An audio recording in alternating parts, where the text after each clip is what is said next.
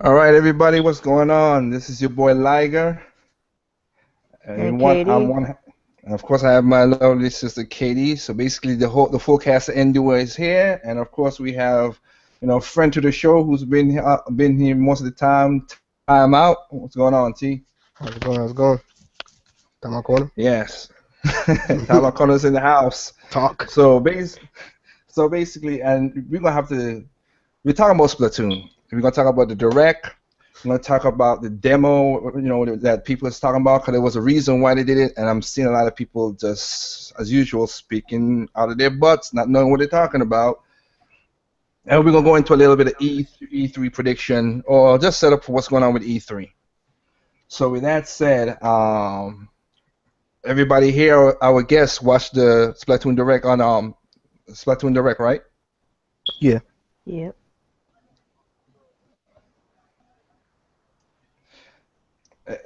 So like I said, everybody watched the Splatoon Direct. So I'll go with ladies first. Katie, what do you think about the Splatoon Direct?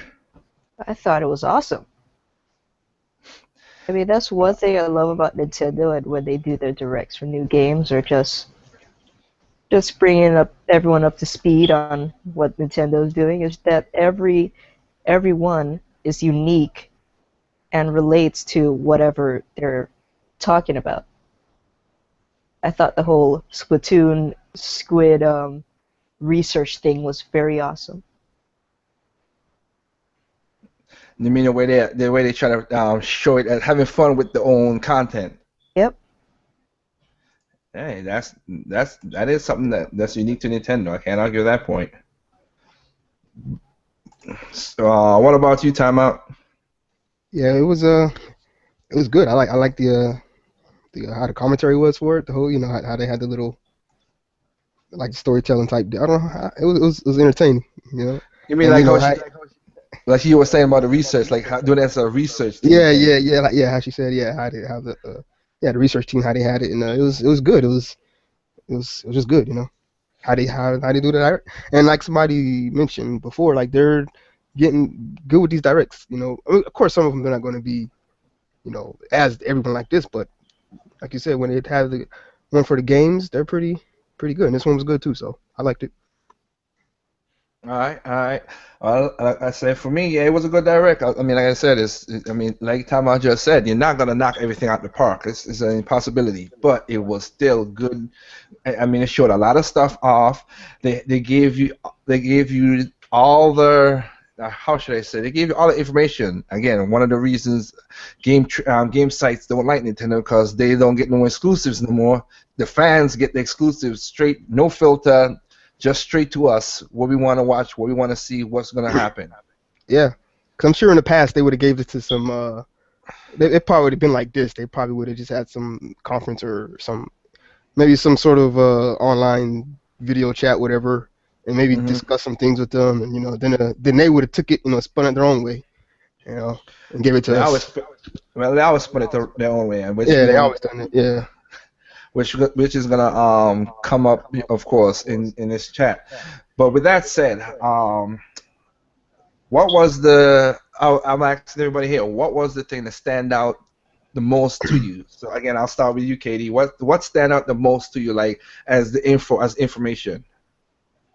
I think mostly the weapons and the gear. Those stood out more to me because I love anything with customization in the game is just fantastic. And that's like, Okay. hey, great. And then Including for us, they even give us color for the yeah, skin. skin tone is Yeah. also great. Skin tone's very important. I mean, we That's got nothing I mean, against it. it's not. I don't have nothing against it, but if it's like there and it's an option, then I'm like, yes, yeah, it's nice. yeah, it's a plus for me. Just like Pokemon did for X and Yep, it Y. I is was a. like, yes. It's like yes. Well, it's mostly the Oh, gear okay, yeah, they call it, yeah. and the weapons and the stages too, because those stages are just wow. Like I All right, admire that's stage cool. design so much. I know, right? All right. What about you, Tama? What stand out to you the most? Man, I don't even know. It's, shoot, I can't even think. Actually, it's just, it, I guess you could say that the free when they announced the free content that would be coming out later, like we That's gonna get the thing. free. The free content that stands out later. That's the one that stand out the most to you. One of the things, yeah, because it's like okay, so we're getting some. I mean, I'm pretty sure everybody expected getting content, but I don't think everybody expected free content later, to coming out. Okay, So that's cool. I'm gonna explain something about that free content you said right there too, because I've seen some more people and even to IGN and GameSpot saying some stuff which is irritating as usual, but I'll try to debunk that for them. For me, of course, and Katie saw this when me and her got a chance to watch it. For me, what stand out the most for me was other than the weapons, 'cause the weapons did razzle dazzle me a little bit. The single player. oh yeah, I, so, yeah, I'm I'm sorry. Everybody else go for the multiplayer. That's good for you. I'm happy that you guys have that. Go right ahead. I am nothing against you guys, but me, as a person who just love gaming like that, single player stand out the most to me. And that that did was. look fun. Oh, like I said, it's like Mario 60. It's like Mario 60. Not Mario 64. Sunshine meets Mario Galaxy. That's the way I looked at it. Ah. Yeah, that's why I look at it. That's what it looks like to me when you with the sponges. 'Cause like as Katie, you saw when the sponges, you have to shoot it to the sponges go up. But of course, if the enemy hits the sponges, it shrinks back down. Um, and you get all these power moves and the shields and all this stuff like that. Man, it's this is cool as hell, man. It's just cool. So that Um, stand out to me. I know I'm gonna screw up so much on that. I know, right? Dr. Fielgo, can you hear me? Yeah, man. I'm sorry I saw this so late. Nah, it's cool, bro. It's cool. It's cool. It's cool. Like I said, anybody jump in and we jump in. We just having fun. This is less, Mindcast is less about drama and just having fun, man. That's all it's about. Hell. I'm all about that, man. What's the topic here? Basically, as since we three just went through, I'll just let you basically rapid fire. We're talking about the Splatoon Direct. Basically asked everybody here what was the thing that stand out to them the most. Oh, So, what stand out the most in the Direct for you that you like? Oh, okay, I yeah. like this. Oh man, if I had to be honest, I would say just the game. Period. I mean, I mean, I I'm a gamer, 3 decades. Um, I'm all about fun more than anything else, and I've been hyped for this game since its original reveal, the I've directs, seen and that. all the information up to this point, and even now with this direct, I'm even more hyped for it. And I can say it's, I said it already. It's more than justifiable, at least to me. And this game, I when I saw the direct, I knew that developer and Nintendo did a lot of research on shooters because the game is very fluid. And even though I know statistically it's fluid as COD, to me it appears even more fluid than Call of Duty is. It really does. And looking at the clothing and the gear and the guns, it's like all these are perks and kill streaks, but everyone has access to them. It doesn't take skill to activate them or use them or even earn them. Yeah, well, yeah, And long as they you get a basically took streak. the funnest things out of all these games, huh? I was saying this, you're right because the strike basically not sorry the streak kills are basically activating your what do you call it the your power The moves which special is like the weapons. Kraken your special weapons yes. Yeah, the special weapons are basically kill streaks. They got a sniper class, which is a charger shot. They have, I would call it the submachine or assault machine gun class, which are the shooters. And then, Hmm. of course, they have the rollers, which to me, I mean, I'm not sure how you classify that in comparison to a military shooter, but like with the clothing, how they said, you got swim speed up, run speed up. You got such as like Jump. use less ink. I'm like Yeah, to me that's jump. like extended mags, and then it says defense up, power up. I'm like You mean stopping power and Juggernaut? Like it's basically the same thing. It's the same thing. Even when it come down to the sub weapons, they even had something on there. It was kind of like a radar that you have in Call of Duty. That thing that lets them know where they are if they're swimming as a squid or not. Like to Mm-hmm. me, that's like a motion sensor. And then Yep. they had the sticky grenade or the sticky bomb. They had the red grenade. They even had the weaker one you can throw more of, but they're weaker. It's like all these things are primarily from Call of Duty. I can admit that. I'm not ashamed of it, and they shouldn't be either because it works. It really does work. And I thought that you put all that in a fun, colorful third-person perspective shooter. Dude, my wife has only played one shooter, and she only played it a few times, and that was Call of Duty. Couldn't really get into it, although she did like it. But I let her play Splatoon, the whole third test fire thing. I let her play the whole hour. She can literally not wait till this game comes out. She is actually looking up articles about when the next test fire is going to be. Although I told her there's no word there's going to even be another one yet.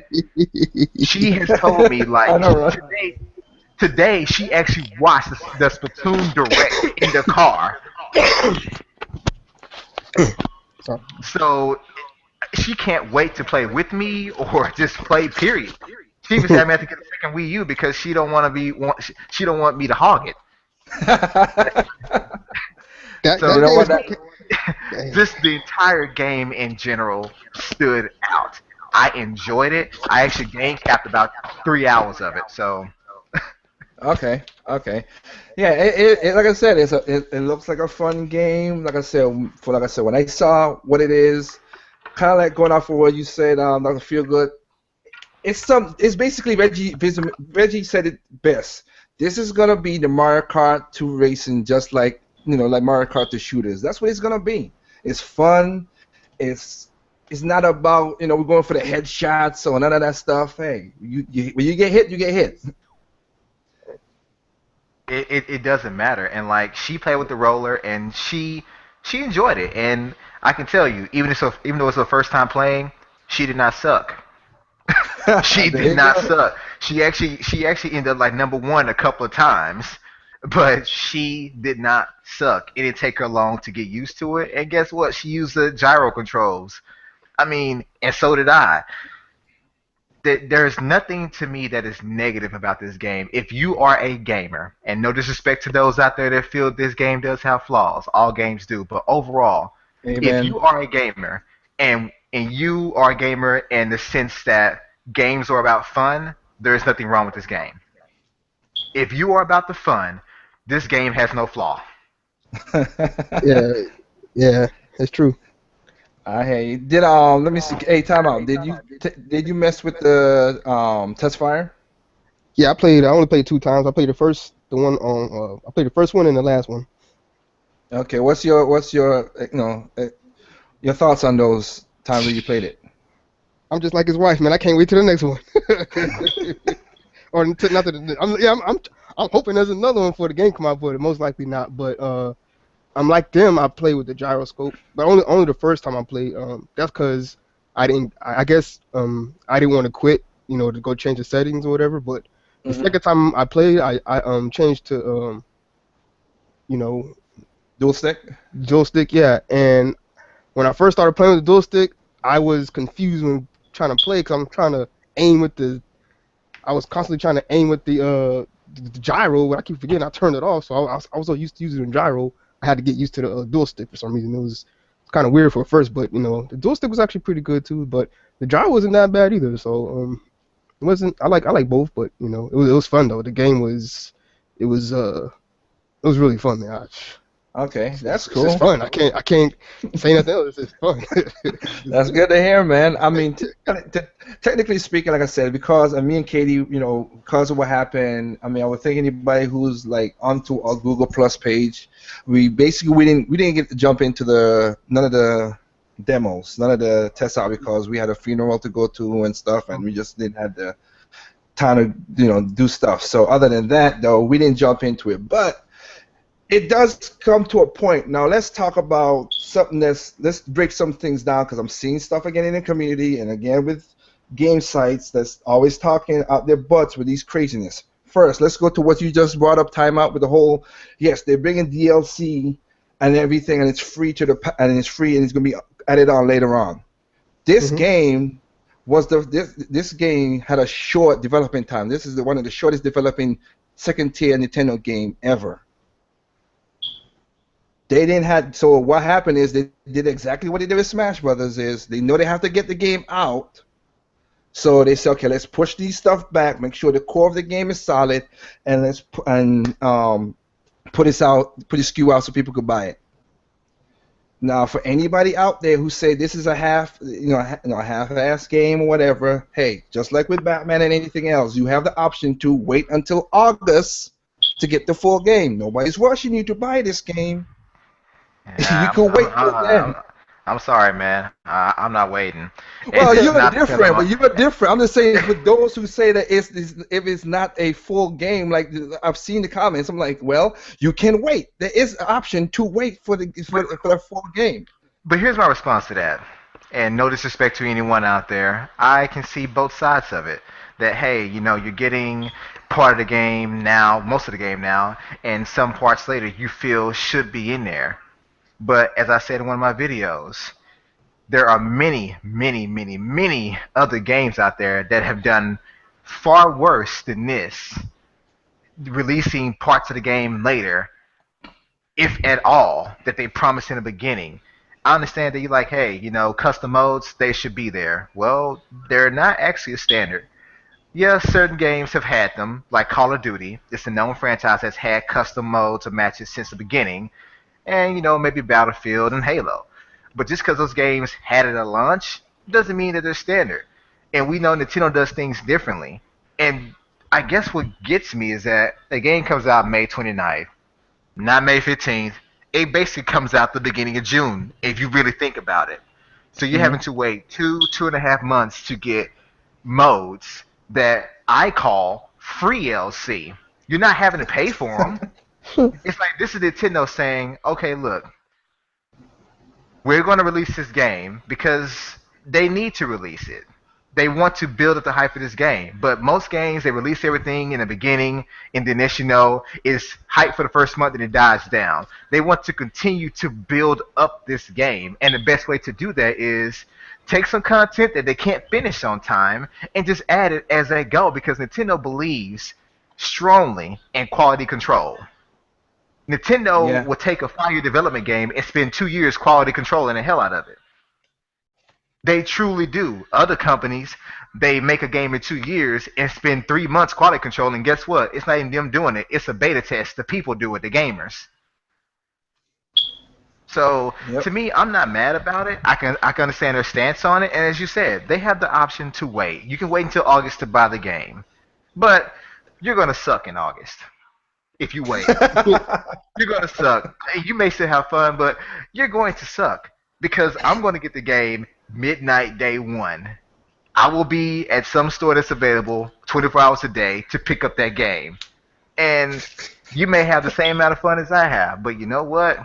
I look forward to becoming familiar with everything that game has to offer right now. I'm not going to deny myself fun because of a few modes. The game is not unplayable. Assassin's Creed Unity was unplayable virtually.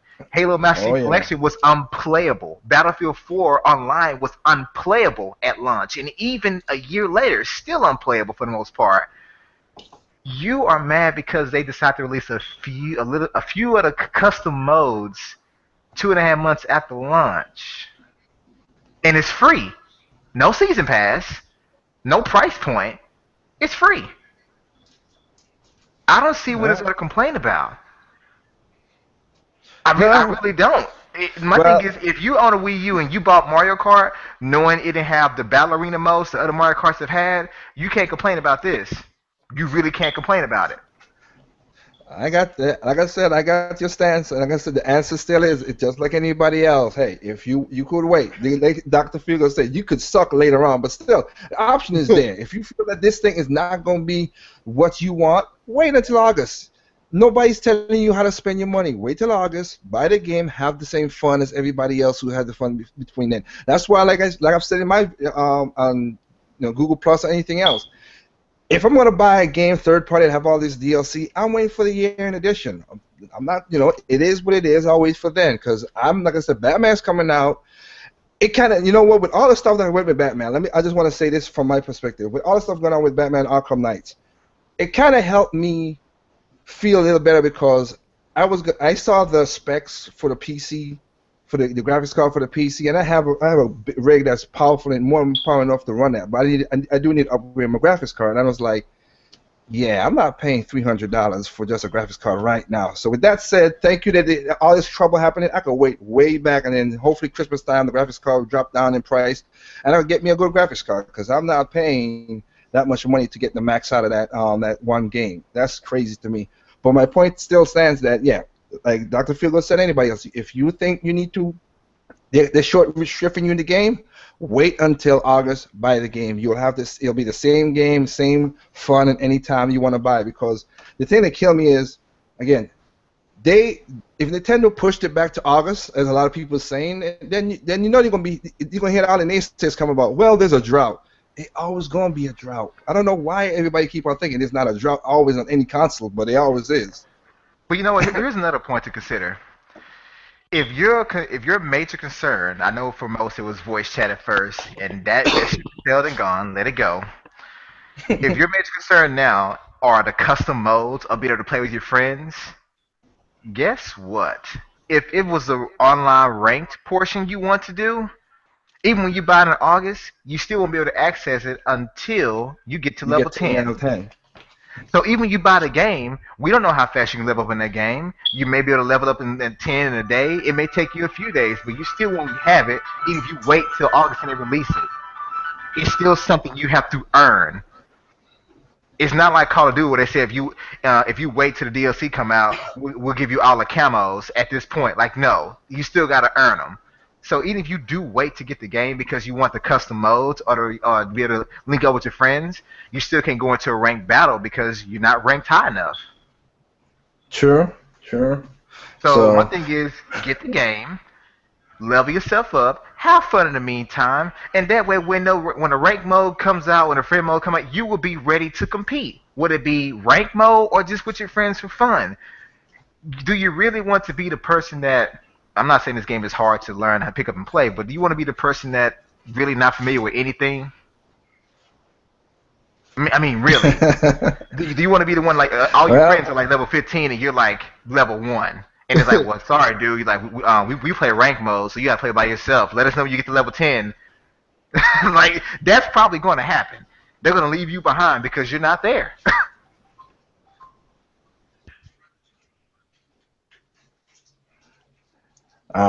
he must. Yeah. Right now, you break it up a lot, Doctor Feelgood. Oh, can you hear me now? Yeah, okay, yeah.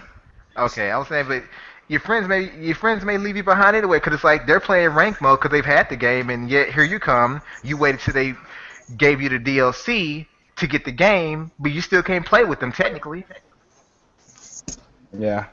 Well, like I said, that is that. I'm just addressing the point that you just said, and we all just said. I'm just addressing that point because I'm telling people, hey, you know what? There is an option to do certain things. Games is an option to everything. So that I was just trying to tell people out there who's listening to this now and listening in the future, you have an option. Wait until August to get the game, whatever it is. Like Dr. Feelgood said, the voice chat thing, some people have to work around. I saw your video, Dr. Feelgood, how you say you want to tell Alex and everybody else, stuff like me. Again, I'm opposite to all y'all. Me and Katie, basically, we love local multiplayer, and we are single player people. That's just who we are. I mean, but that's our preference. So I'm not pushing on nobody else's preference on them.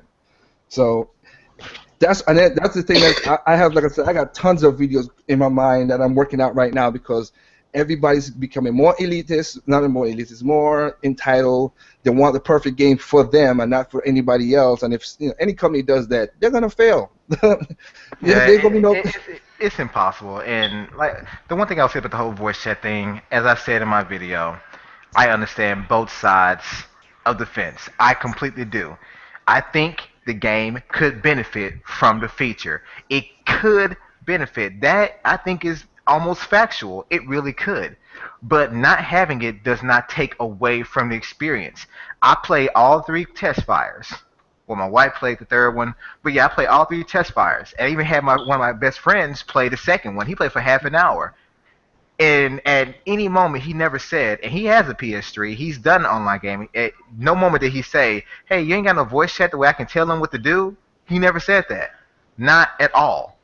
And the way I look at it is, have you purchased any COD, Battlefield, Half-Life, Gears of War? Did you actually base your purchase on the fact that on the back of the box it said voice chat available? And if you can honestly say you have, I can understand your side. But I can honestly say I never purchased a game because it said voice chat available on the back of it. I never did that. Yeah. Yeah. I hear you. Well, like I said, that topic is what it is. When the game comes out, people, like I said, the direct just came out, explained a lot of stuff. So, it's basically showed everybody who wants to buy it. If they don't want to buy it, if they don't want to buy it. And all, there's always option. Now, I do want to talk about something that me and you kind of like talked about, in the Google Plus, Dr. Feelgood, and Katie and me talked about it just before we started on right now. And that is a lot of people, even, again, let me put it this way. I listen to all kind of podcasts, even though some of them infuriates me. I still gotta listen to them because they always got a tidbit of information in there that I did not know about. But they do say a lot of stuff in there that makes me think, and that's why as I told Tyler before we started, I am gonna do a next video called "Journalism Sucks" and point out specifically each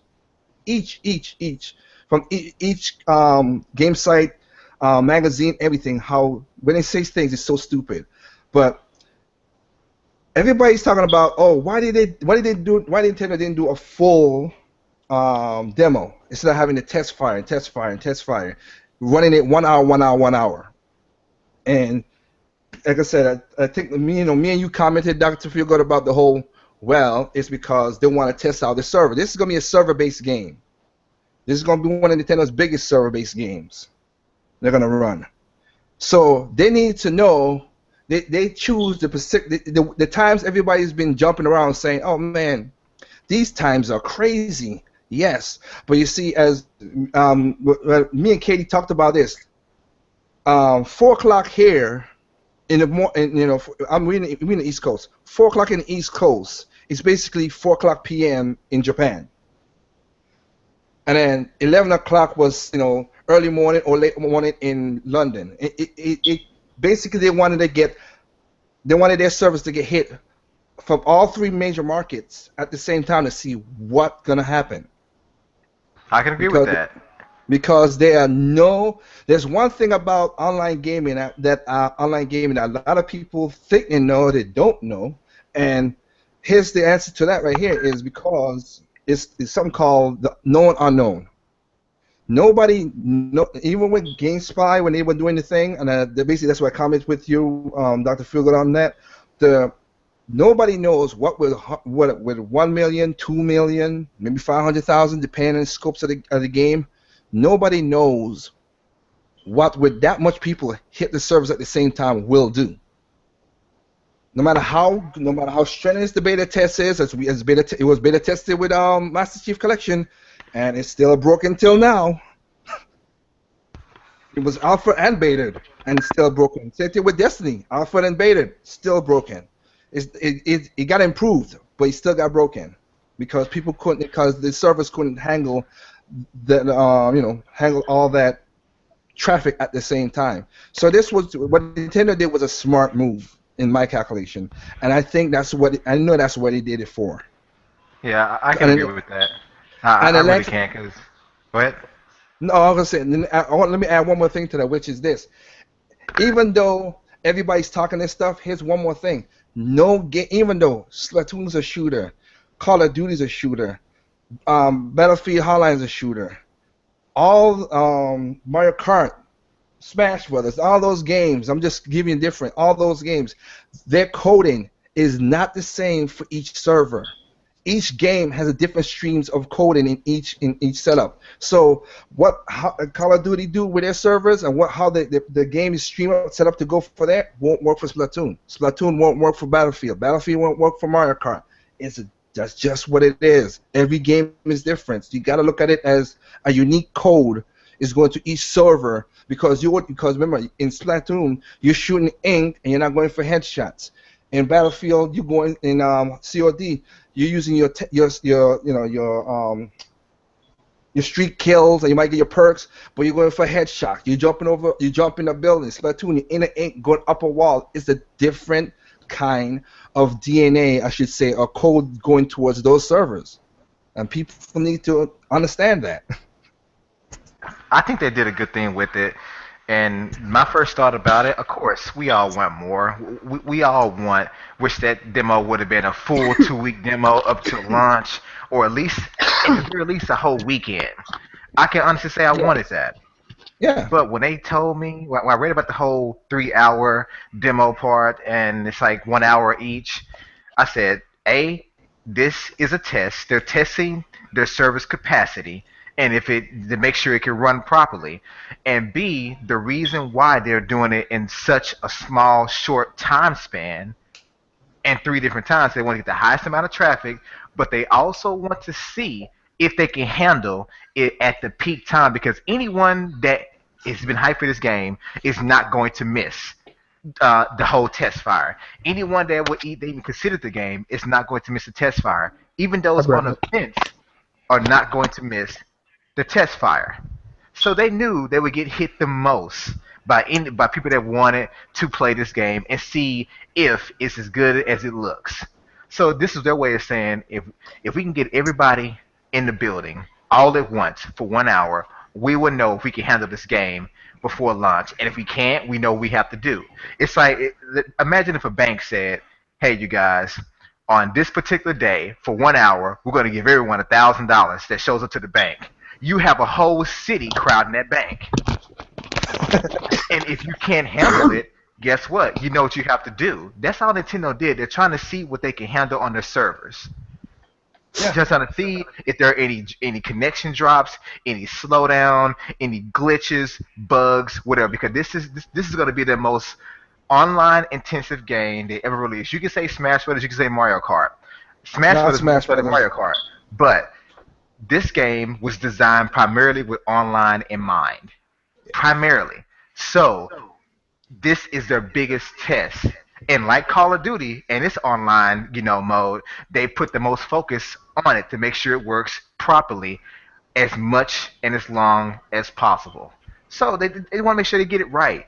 And offering a demo that's a whole weekend long or 2 weeks long, you're never going to get high end traffic because those that are hyped for the game, they may show up the moment it starts. Those that thought about the game are going to show up later on. So you never really get a true sense of how many people can be Benchmark. packed on the server all at once. Yeah, you won't get a But if you true say, hey, benchmark. No, yeah, so you won't so get a true benchmark. But what you just said too, I got not to cut you off. I was gonna say also, yeah, Mario Kart is a server base. Smash Brothers is not. Smash Brothers is basically a quarter server base, and basically peer to peer. That's why Sakurai said, um, he said that you have to get the LAN adapter if you want the best connection because it's a signal bouncing off of each Wii U to Wii U to play the game. Because that's how Smash Brothers is set up. It's a peer to peer game. Mario Kart is a server, but like you said, this is the most intense server-based game that Nintendo is gonna do. The first one they tried to was Brawl, and they didn't do a good job with that. Everybody knows Smash Bros. Brawl sucked with the lag, and it just didn't work.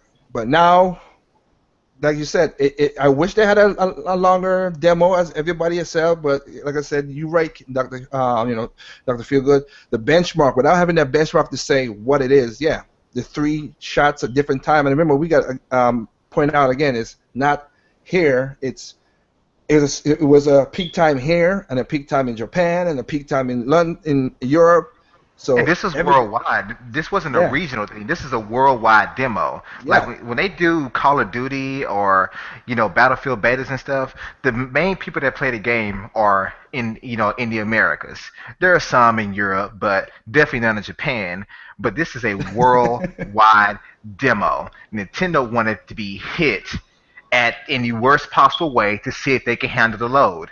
Now, this load may only last for the first week, but they at least want to be able to say we can handle a worst case scenario. yep. Yep. I And have I to gotta agree. say, I think they did it because I had no slowdown during any of my matches. I had no dropouts. The only connection problems I had was at the moment the first test file started. I mean, 2 seconds after that minute hit, I was trying to log in even before that minute came around, and it took me 2 minutes to get in there because it said server pack, and then I finally got in there, and I was like, oh gosh, like I was 2 seconds behind, and I still didn't get in on time. I hear you. Okay, okay. Well, let's go to something else right here about Splatoon. Because like I said, they talked a lot about in the direct. They showed everything in there, and the next thing that I want to talk about one thing, but it's basically going to split in two topics. Basically, one is I because I know the back end of most of these games from from doing the stuff for my company and blah blah blah, is that from now, basically now on, people, and I guess you could say I'm giving a pass or whatever, but every game that's going to be online infrastructure basically going to have how should I say, a first day patch because nobody, again, it's the unknown, the unknown known because you don't know how much people are going to hit the servers, so they're going to have to work things out to figure out later on. Some games have done that good. Call it Advanced Warfare did a good job of that. They did first day patch. They came on through. That's good. Again, we have Evolve. We have Destiny. We have Assassin's Creed, the Crew. All those games that was the Drive Club, and they still ain't working to this day. But we're gonna still get you. We got to. I'm trying to say that I'm gonna accept first day patches because for online games, not patching in to make this whatever. Because right now we already know, and I should be getting the games very soon too, that Xenoblade Chronicle X is it already has a 14 gig patch to make everything run smoothly. We already know that, but that's gonna happen with Splatoon. They're gonna be a day one patch. I guarantee you that. But the point now I'm gonna talk about is people making the thing with the DLC. And I'll basically start with like I said, the lady in the house. You're still there, right, Katie? Yep. Okay. You're gonna use the amiibos, right? Yep. You're gonna try and unlock all those the stuff gears that comes with it. Oh, yeah. All right. What about you, Tom? Are you gonna get it? Are you getting the amiibos or not? What? Mr. Corner, you there? I said, are you getting the amiibo support or not? I mean, if just give a general answer. Uh, if I could find the 3-pack. I know, right? We got ours, so we ain't got to worry about nothing. Well, yeah, see, you bastards. I'm very jealous of you two because I do plan on getting a 3 squid pack. I didn't reserve it. I didn't get a chance to because they sold out in like zero point zero 0.02 milliseconds. But Nah. I would say I took off work release day Uh-huh. because I'm playing a game from midnight up until when a Best Buy or some other retail store opens, and then I'm going to stand on the line an hour before opening so I can buy one of the few sets that are not on reserve. Well, best of luck, my friend. As Double N just joined in, he didn't hear what I just said, so that's good. Cause he hates when I say this stuff. What is it? Basically, we got our 3-pack for Splatoon. I'm going. Goodbye. Hey, ain't my fault, man. I got hookups, brother. That's just how it is, man. But anyway, No need to no need to make us people that got to wait till May 29th feel shit. I know, I know. But thank you for joining in, Double M. Cause I was listening to your podcast with Triforce and your part before you jump in. And I'm gonna listen to the rest of it, of course, later on tomorrow when I have a chance. No problem, man. Whenever you got the time. No problem. Okay. So basically, I don't. So you're gonna get the Amiibo support, Dr. Fielder. Yeah, I'm definitely going for it. The 3 set, and Mm-hmm. I'm only going for the 3 set. So, because I do want the squid, but Got I you. wanted them even before they announced this whole thing. Like, I wanted the amiibo pack even before they announced the exclusive missions for it. I know some people may feel like, oh, you're locking away parts of the game. I'm like, well, we knew what Amiibo was going to do when Nintendo first announced it. It's DLC spread across their entire library of first party games. You can't get mad Hmm. because you don't want amiibo, but you want those missions. Well, I paid $14 for an amiibo, or have a price I paid for it. I want to get something out of it that I was promised. Hmm. So Yep. to me, I don't even see it as a paywall. I see it as I paid for a privilege. And I'm not a rich guy. I'm not. I got about 20 amiibo myself. That's not all of them. But I'm definitely going to get it. I'm excited about it. I'm the kind of person I love single player just as much as I love multiplayer. I will not Hmm. buy a multiplayer only game, but Same here. I'm excited. I'm extremely excited for the campaign. I'm extremely excited for the amiibo support, and I hope they have more down the line. I hope I can, scan in maybe my Meta Knight or my Marth and get an exclusive weapon or something. Not something that's OP'd, but something. I expect that, and if I don't, it's cool. But I'm I definitely think they'll getting do it. that. I think they'll do that. They will. They'll patch those in. I think they would. So, but hey, let me give Double M a chance to catch up with everybody else with a rapid fire. Double M, what was your favorite part of the Splatoon direct? Um, I don't really know. I liked all of it, to be honest. There wasn't really a part I liked. Honestly, there isn't really a part I liked better than the other. It was a very well balanced direct, in my opinion. You following Dr. Feelgood? No, but it's true though. I can't really think of a specific part that I liked more than anything else. I got you. That's cool. Like I said, I'm trying to get everybody caught up to what it is. All right. Next question is basically, are you gonna be buying? Are you gonna be in this Amiibo support? Just like Doctor, I just asked Doctor Feelgood about that. I'm gonna try. I mean, it's one of those things where I don't know how much money I will have from now till when the game comes out. So I'm always very cautious about pre-ordering, just for that reason. So I'm gonna try. If I don't get that chance, then such is life. But yeah, I do have plans to get the amiibos that come with it. Okay. All right. That's cool. And I guess as Katie said, we already got, me and her, we got ours locked down, so we ain't got to worry about nothing. So we good.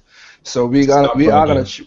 we're gonna try. No, sorry, but we are gonna try to jump in and have the support to play all the different modes that's in Splatoon, and see what's going on with that. And like I said, I am psyched for the game. I'm not. I mean, just like everybody else. I mean, I saw Mr. Red Fox win and get his pre-order.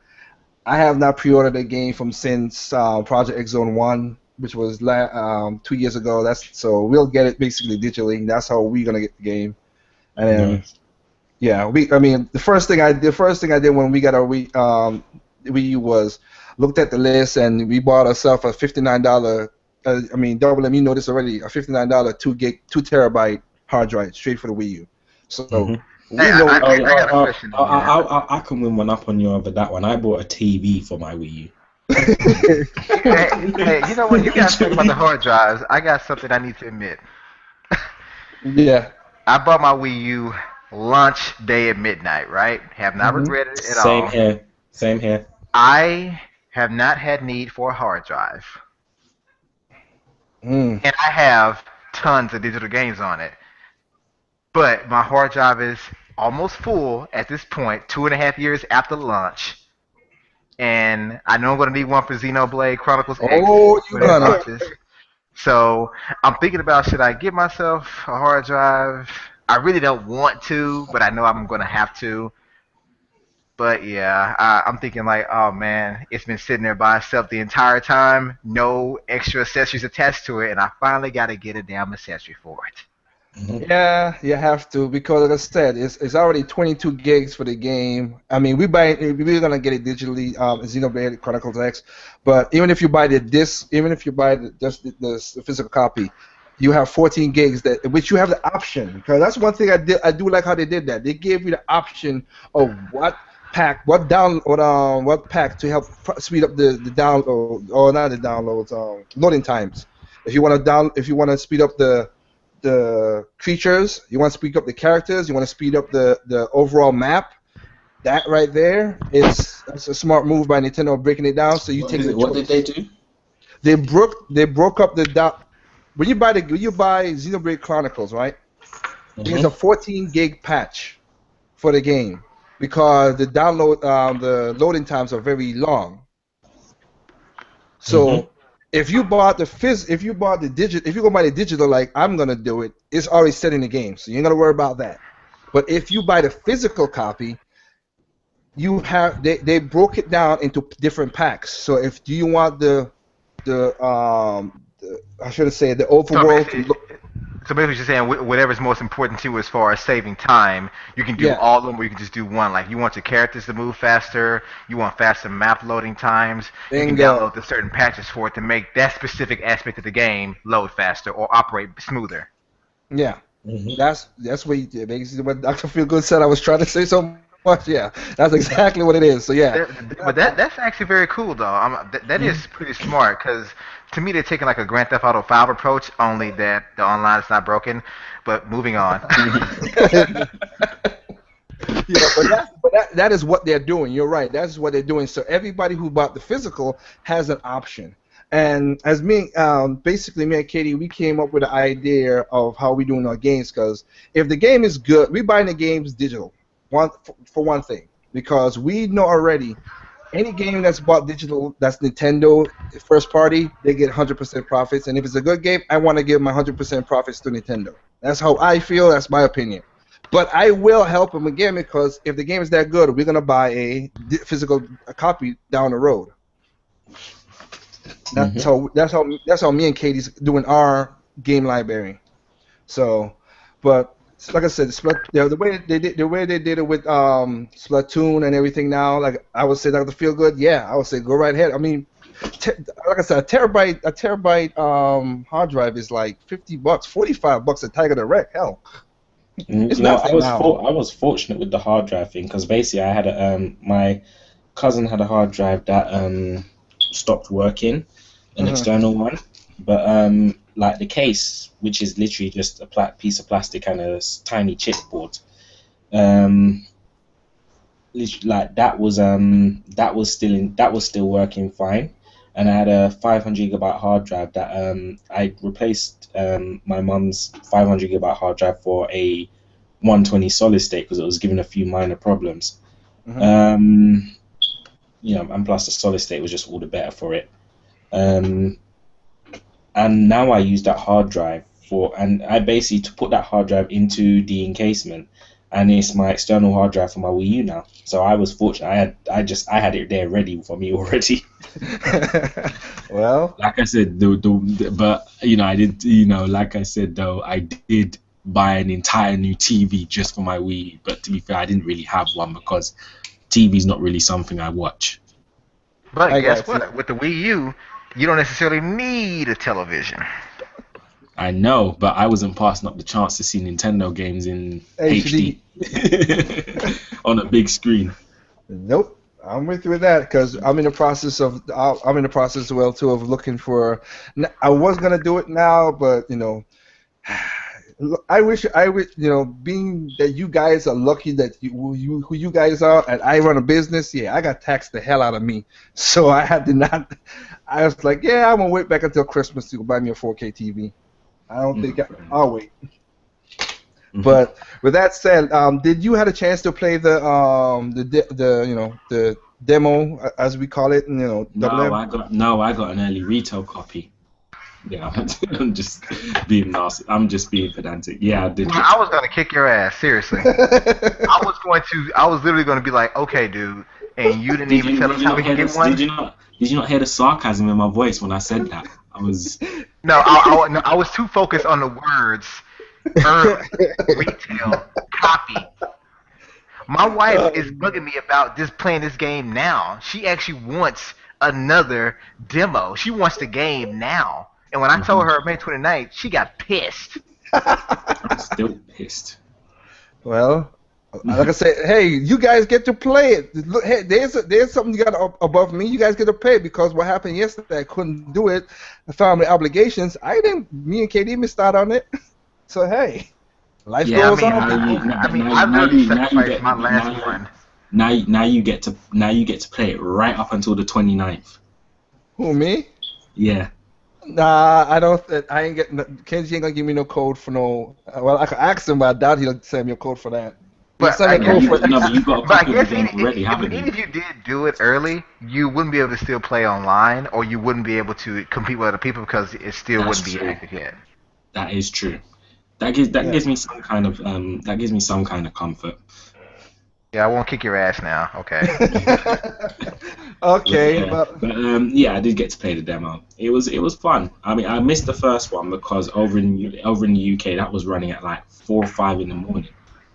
well, like I was telling Dr. Feelgood and me and Kitty was talking about, they hit every market different times, which will be the peak times because it's 4 o'clock for you, but it was like 4 o'clock. It was 11 o'clock for us, and then 4 o'clock in early in the morning in East Coast time is 4 o'clock afternoon for Japan. So you And know. you know the funny thing about it, man. But I didn't even mention this. I managed to catch the other two though.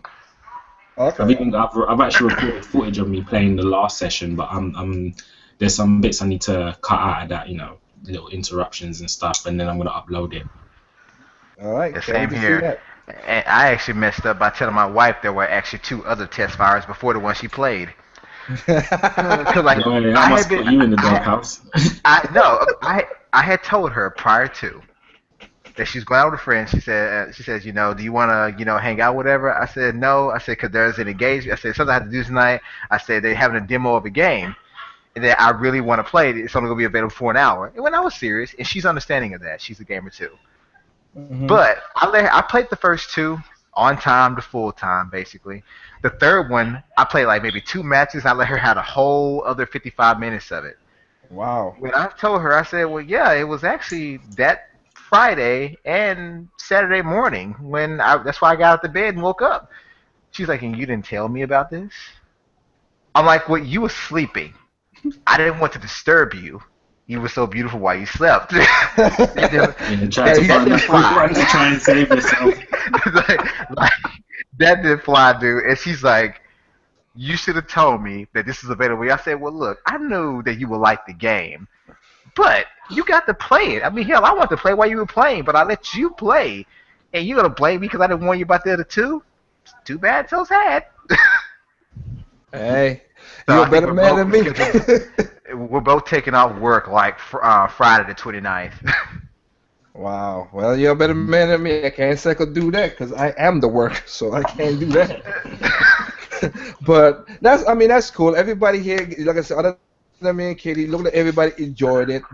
I mean, basically, has my only question to you guys. Of course, I'll start off from one person. Like, hey, time out. Did that made you feel more? Made you say, okay, this is a purchase for me for this game. Uh, it was already a purchase for me. That just made me want to stay in line, 2 days straight to get it now. Nah, nah, but yeah, it solidified it. Yeah, of course I was gonna purchase it day one or first chance I could get, get to, but yeah, it's always gonna be a day one for me. When I it solidified it. Yeah, I'm gonna get it as soon as it come back. I'm itching for it right now. Like they said, man, you just play it and it's the cocaine, man. You need it. Okay, you need it. I got you. What they call what they call the patches for people who smoke. Nicotine patch. That's what the thumbsticks are, man. For this game, it's like the Man, nicotine patches on your thumbs, man. It just man sniffing that Platoon ink right at the TV screen. I hear you on that, man. Okay, so what about you, Double M? When you play this, you're like that encouraged you more? Well, put it this way, I started playing the game, saw all that ink on the TV screen, put my nose to it, and was just like.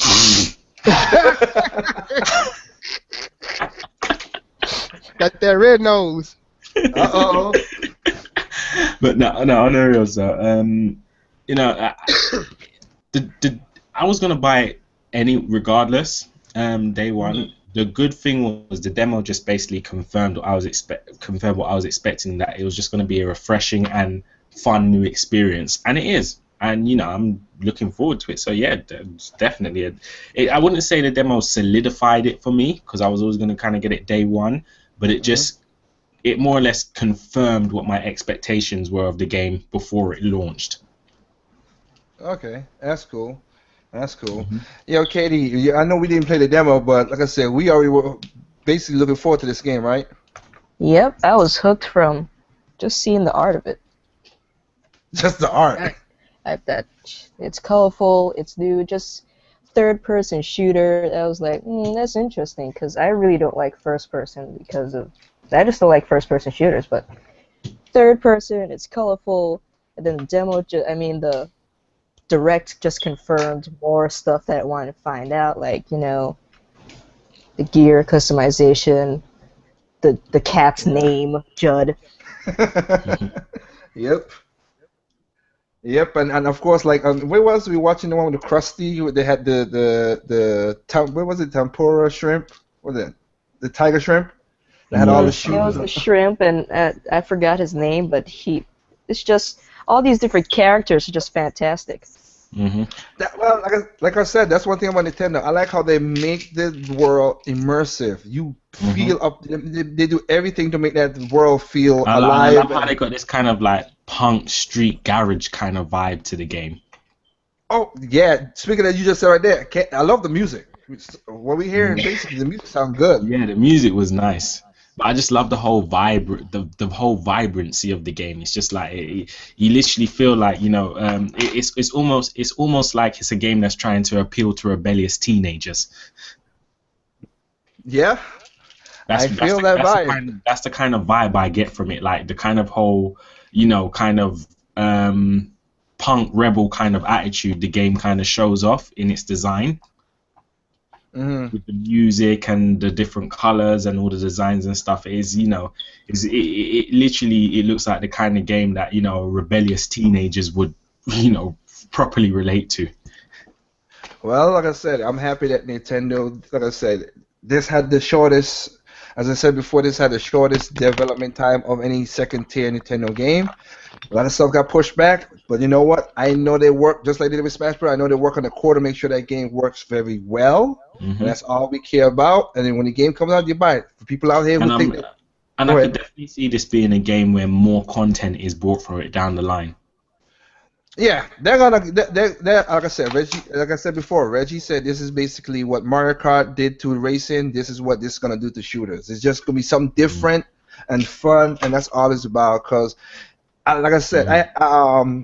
I wish Dr. Feelgood was here because he was the one who saw my GIF that I put up, where I have a GIF up right now. I don't know if you saw it, Double M. Cause like I said, I know you were busy doing your podcast. I had like everything's easy. Like they had a Tetris and the R was the long block and you get the win. Everything's win this, win this, win this. It was simple. That's what modern game is coming to right now, that people don't want to have the challenge no more.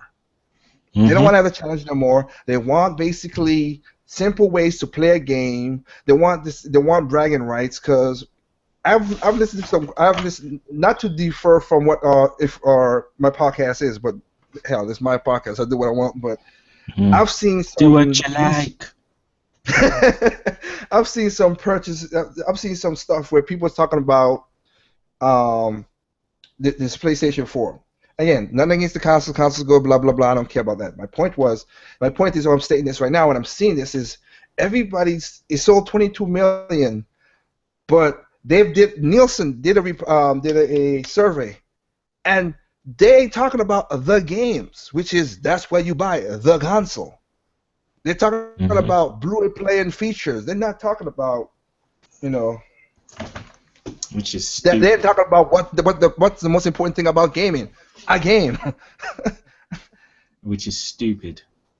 Yeah, but you know what? People buy it. They spend their money. That's good. I'm not arguing for who you spend your money, but my argument always with people saying that stuff is again, the Wii sold because it reached to a different market. That's Hmm. acceptable. Well, that's basically that market has jumped on to the PlayStation 4 as a tech version style now, not the simple pick up and play grandma. No, everybody buying it as a DVD, Blu-ray player and features and Netflix box and everything else, just like they did with the Wii. Because let's And be honest, they did it. many of them are probably just buying it for bragging rights. Most of them is buying it for bragging rights. Most of them is also buying it for thing. Because I'm gonna see if I don't know if I can find it, but I'll try to see if I can find it as quick as I can. I put up a post because I was talking to some developers, from third parties and Sony and AAA developers, Sony and they're saying basically right now that because gamers are nitpicking, and going back to what the last podcast last week about crybabies, we're nitpicking so much now that everything. How should I say it? Gamers that are nitpicking so much now that game developers want to give them what they want, but it costs more money. But then, of course, they don't have the money, so they have to beg the publishers. And you know what the publishers, they always come with strings attached. And with that strings attached, it gives you all the problems we're having now with the pre-order problems, the DLCs, the certain games just not working the way it is. And I'm thinking right now, maybe I'm gonna ask this question to you guys. I mean, Katie's a little different because she's younger, but I'll ask this question to you, Double M and Timer. No, let me start with Timer first.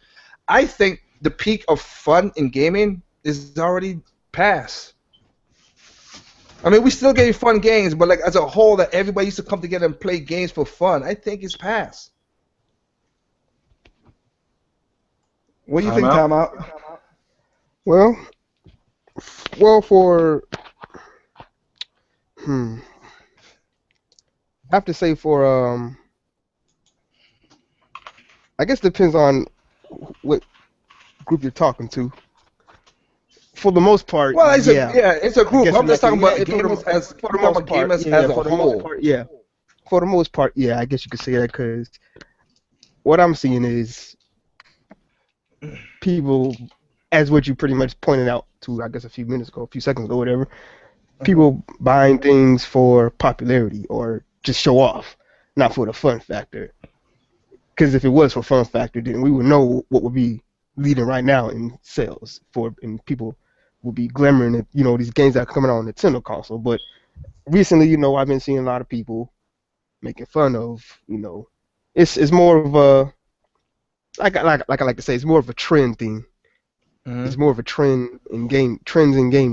People doing what everybody else is doing, what their favorite journalists is doing, what their favorite YouTubers doing. So if they're doing it, then they're following pursuit. If their favorite YouTubers talking about Nintendo or talking about Sony, whatever, they want to follow pursuit. Or talking about Microsoft, they want to follow pursuit. But obviously, for the most than anything else, Nintendo is the one most talked about amongst most of everybody else, like YouTubers, journalists, whatever websites. So that's what most people follow pursuit and do, and that's what's happening. So they get the most hate, no matter what they do. So it's not a fun factor; it's a trend factor, and the trend is let's follow the hate, and that's not fun. That's just not doing what you. That's not being a gamer. You following what other people do, and that's not being a gamer. That's just following what other people do. So you're not having fun. You're just being a I don't know, you're just being there. You're not contributing to making games fun. You just it's not fun no more for the most part. People aren't playing games to be fun. They're just doing it just to follow pursuit. So yeah. Yep, that's cool. What about you, Double M? What do you think? What do I think? I don't think it's just a thing with game. I think this is deeper than gaming. I think it affects gaming as. I think the effects it has in terms of gaming are just symptoms of a bigger problem. It's life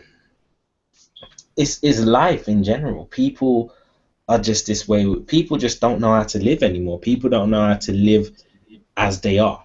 Everyone's trying to compete with everyone's trying to compete with someone or trying to be better than someone or whatever.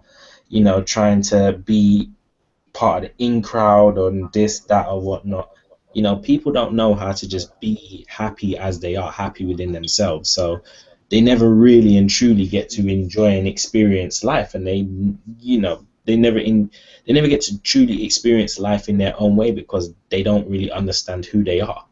So to me, it's that whole aspect is deeper than just gaming. That's just people in general and life. Everyone's trying to just be like everyone else instead of just being themselves. If people had that attitude, then we wouldn't have these problems in gaming, and we wouldn't have these problems in a whole lot of areas in life as well. Yeah. You pointed out that.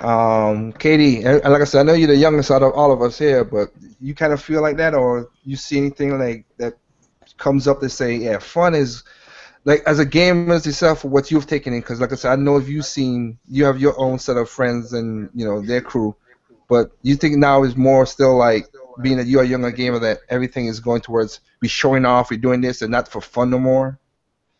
Well, basically, yeah, the whole showing off aspect. I haven't really seen, I guess, more people that are not in that way, because like one of them said, it's like if their favorite YouTuber and stuff like that says about it, then they'll be like, oh, if they like it, I'll just do it too, because like some of them follow their own gut feeling, I guess. Yeah. Like, yeah, I mean, if yeah, like the popular Let's Players just plays a game or something, it's like, oh, they're doing it, and oh my gosh, I love them, whatnot. It's like, oh, okay, that's nice. Like there's a post or something, like one of the famous YouTubers did a tweet Mm. or something, and they're all like, oh, I'm drinking milk or whatnot. And then the comments, I don't know if it was like fake or like really real, because some of those fangirls or fanboys are just really crazy. And they did the tweet about milk, and they're like, oh my gosh, milk, I drink it too. Like you get your calcium, and I'm like, oh my gosh, are you serious? That's what I'm saying, man. I'm saying that it's a Yeah. society of trends, man. They follow trends. That's all it is. Or whatever you want to call it. I've said this to in No, I one. got you. I've said this in one of Laga's podcasts before. These people aren't gamers. They're trend Yeah. followers. Yeah. Trends. Hmm. Yeah. Well, like I said, I'm seeing it because we are saying that it's like some of the developers, like I said, I'm talking to these guys. They're like, you know what? Everybody's wanting this stuff that's so hard to do with the time and everything that we can't. We're basically self-crashing ourselves in this industry. Like I already pointed out already, only company that has the background to break out of a crash that's coming is Nintendo. But again, I mean, right now, as we, I want to touch about this a little bit before going to E3 stuff. Is we know, like, I'm gonna do a video about this too, because Nintendo's going out to Universal Studios. They know they got to branch out a lot of stuff just to make sure that their brand is out there and help get the younger audience in and everything else. And I'm happy they're doing that. That's good. But and they made a profit this year. They made a big profit this year. That's good. We have to remember though, they made a profit because they did two things that added on to what they did, which was good. The Wii U making profit, no ifs ands about that. The 3DS is making profit, even though the 3DS fell far because they did a whole mistake with announcing that the new 3DS is coming out, and then sales dropped off for 2 months, and then he picked back up. But he still hurt them because there was 2 months of lag sales. What happened is, one, they had to cut their operational they had to cut it from 40 billion yen to 20 billion yen. So that kind of helped out with the profits. And then also the exchange rate, the American dollar rose up. So with the yen being low, they made money. Because that's the next thing that a lot of people, I said it many times before. If the exchange rate for the yen goes up and the American dollar falls, that's going to hurt Sony and Nintendo. And that's why I don't think last year was a good idea. I said Nintendo should never did a price cut because they were making profit for the first time off of the console. I'm not gonna take the hit. Xbox did it. That's them. But and like I said, they might suffer for it next year. I mean, the next console go around. We don't know. But like I said, the software is up. Nobody expected Nintendo to sell 10.5 million amiibos. That's crazy numbers. In only almost it's gonna be what 6 months? Jeez, that's a lot of Hmm. plastic figures that got sold. Yeah, and it's only been out for no, it's about 5 months. 5 months. Yeah, yeah. It's got to 6, but it's 5 months. and 10.5 it's not million. even as if it's 5 full months, because you got to remember it's different amounts that came, different ones that came in different waves at different times. You're right, that is true, and that's the point right there. It goes on to like, and the thing about it, I give Nintendo this in their briefing. I give them 100% salute in this. 'Cause they could have done this sneakily, and do Xbox did or PlayStation. They broke out their sales. They didn't, which they didn't had to. Cause remember, like Xbox hides some of their sales behind the Android and everything else. Hey, Amiibos did this, and that's what we got. Software did this. Software for our console did this. Software for this did that. They broke it out. Other people don't do that. They hide it behind it. And I have to say, before I move on, I have to give a big apology. I have to apologize. Double M, you are right, because I thought because of how sales were going and tracking, I thought they reached to 10 million. They're at 9.5. So you were 100% right in the last endcast. Minor man. Yeah, I've seen the forecast of the whole. I've seen the forecast of 300,000 going. I'm thinking, okay, they're gonna. But yeah.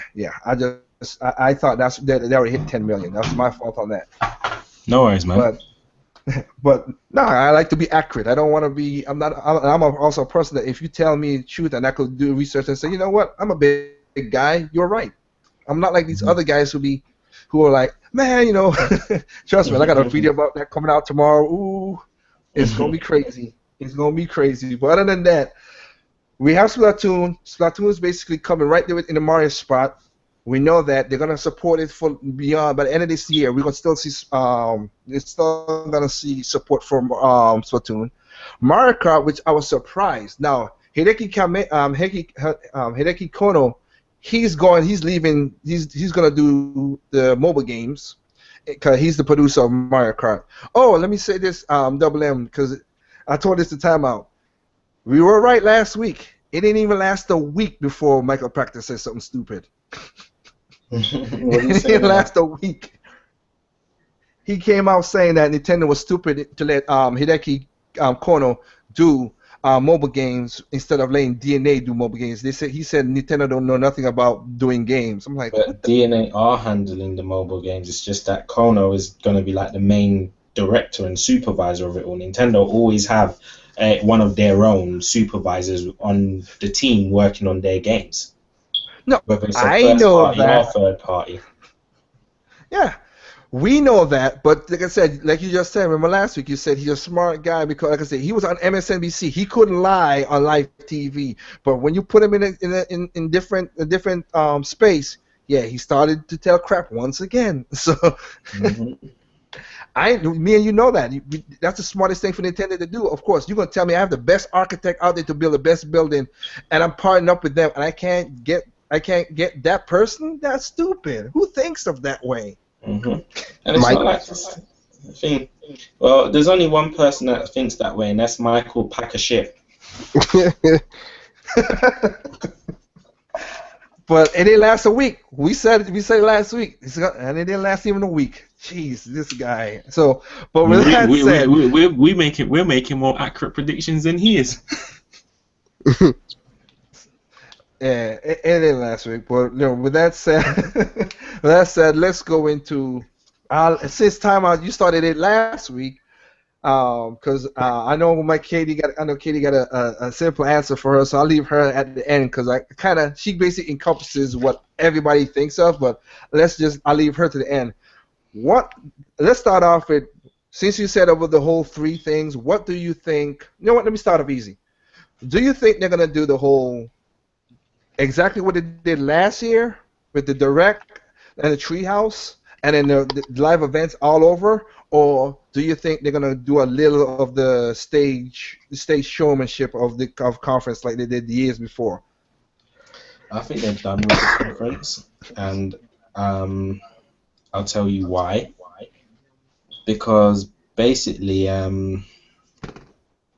think there's not really much benefit to doing a live press conference anymore. It's pointless. I mean, you go into this live audience of people, and most of them don't even like you.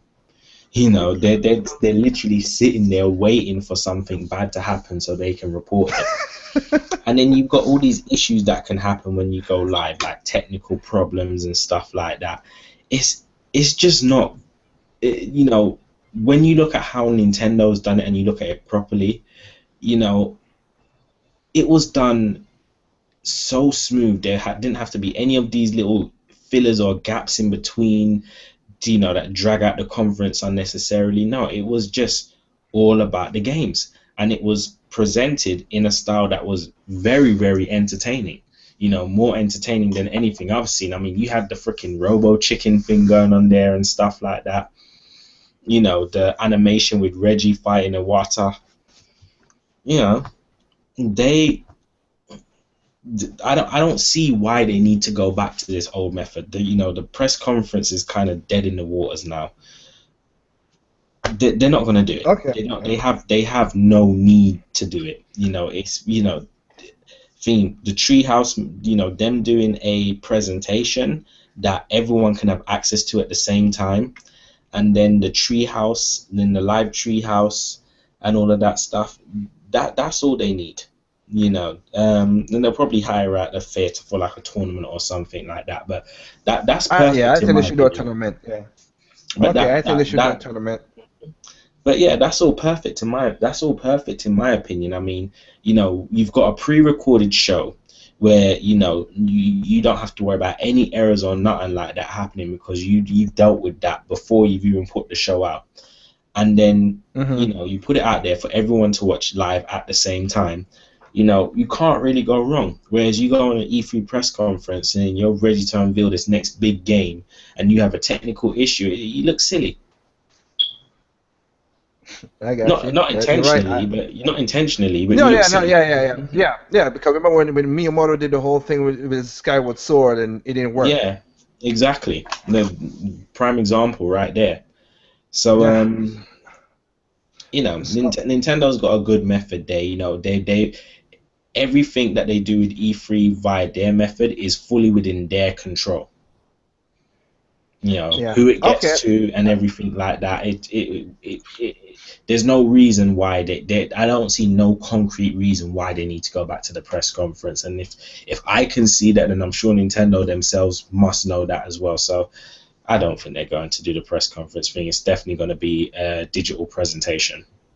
Okay. Well, since basically Double M talked everything out, I'll make it simple. Katie, you think you just like the way, yes or no? Basically, you want them to stay the same like they did last year? Yes. Okay. And timeout. And what about you? You agree with Double M with the whole thing? Like stay the same?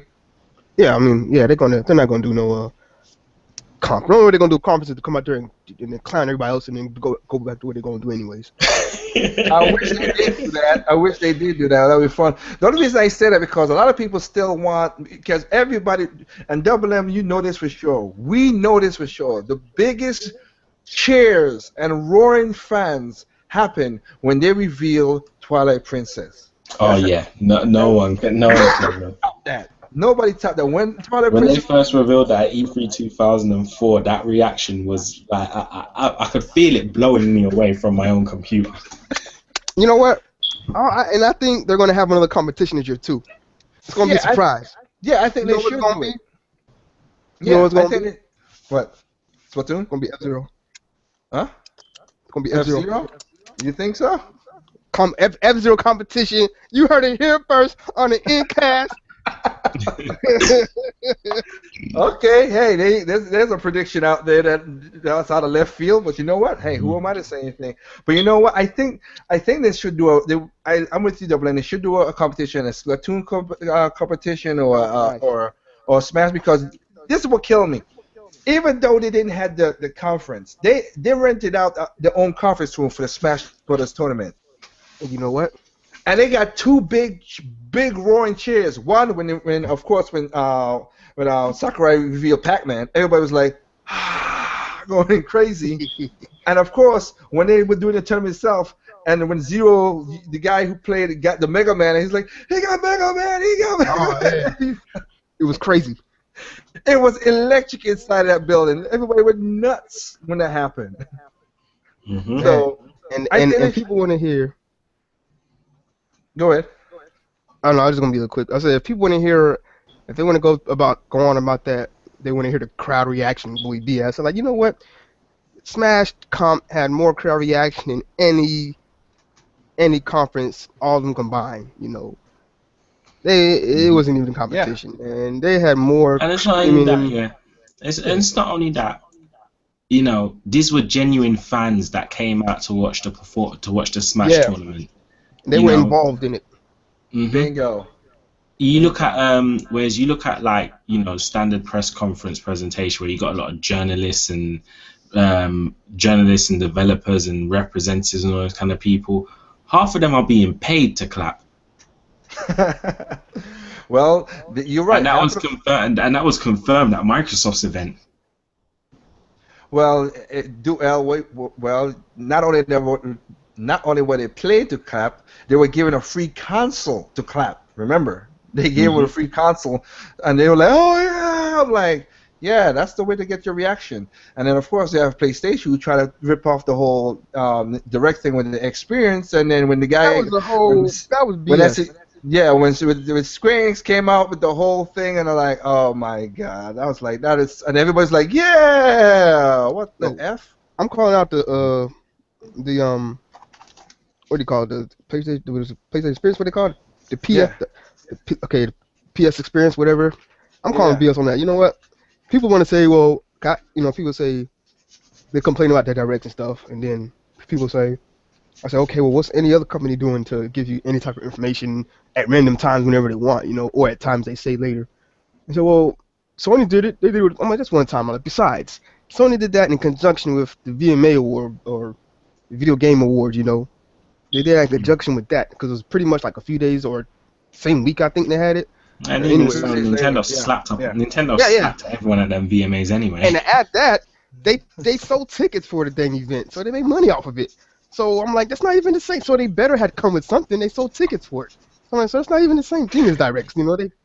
They sold tickets for it. Crying out, they made money off of it. So it's not even the same. I'm like, it's not even the same. Let them do it, for free and just give you directs or some type of Sony, whatever you want to call it. They don't. Nobody else does that besides Nintendo. So I'm No, like, I swear they had yeah. like So their E3 press conference showing at the cinemas as well. yeah, they have that. They did have that. That was Yeah, that. But and whatever yeah. that is, I, whatever. Who wants to to see be that at honest, the freaking theater? I fell asleep. If you see my video of my Sony presentation reaction for E3, there was a few parts while I was watching the video. I literally did fall asleep. I You mean, know what? bear in mind, it was 2 in the morning where I was, I'm gonna but do a I just live. kept Yeah. falling asleep. I'm gonna do a live Sony PlayStation conference and Xbox and fall asleep on purpose. Don't do that, man. I'm Don't just do playing. that, man. Don't do that, man. Okay, But well, yeah, you know what? so I'm just thinking to all those people that actually went to the theaters, even though it was for free, they must have felt That's like they pathetic. wasted their money. Yeah, they made some gas money I or something. feel it. I feel They really that. bought popcorn. Yeah. Let me say this before we go on for right now, because most of the time, most of us are breaking up right now because like I said, me and Katie, we situated in North Carolina. We have like a tropical storm off the coast of us, so internet is not super strong with traffic right now. So I apologize for anybody who's listening to this now or in the future. We are getting a lot of people that are breaking up. But let's continue. Anyway, so we have okay. So that stated that point right there. So is any game and well, timeout. You already don't say that. So hey, Double M, I'll go with Double M. Is any game out there that you think gonna surprise us? Timeout said free F-Zero. So you think Yeah, you think? Well, you just said. yeah. That was okay. Yeah, you're right. That was my surprise game. That was a surprise event. I'm gonna call a wild prediction, a very Okay. very wild prediction right now. Okay. We're gonna see Metroid. You want to see Yep. Metroid? Okay, I have a conversation. Okay, I want to get back to you for 1 second.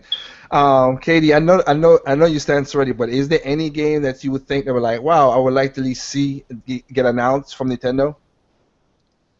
Nope, I do have one. not Okay, you really. there?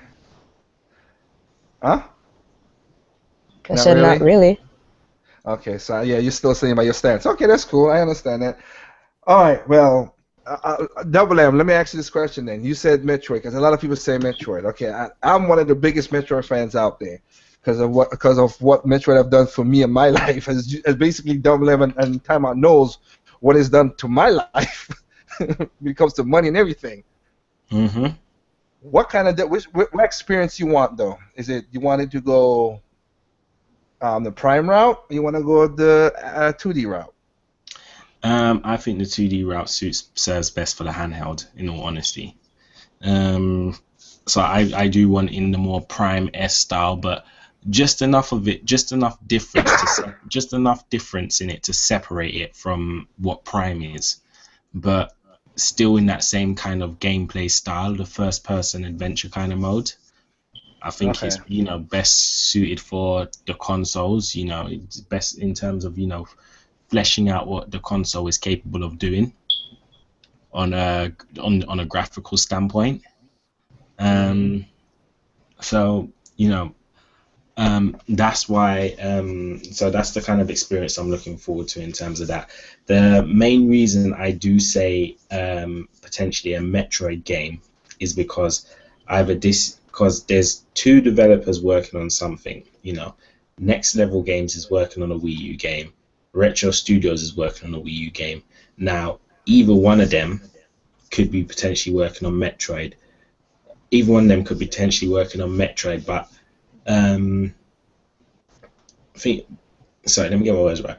Basically, I think the major two titles that either one of them could potentially be working on is a Metroid game. I can't really think of any other title that either of those companies could potentially be working on. Now, I could be wrong. I probably am wrong because knowing these, you can never really make any true predictions with Nintendo because they'll flip and they'll do a 180 flip on you, and then you'll think, what the hell? But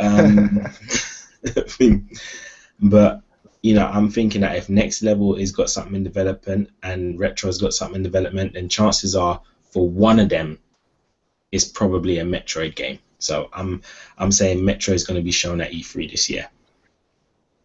You heard it here. It's a wild prediction, a very wild one. It's educated at that, but still a wild one. But you heard it here. Wow.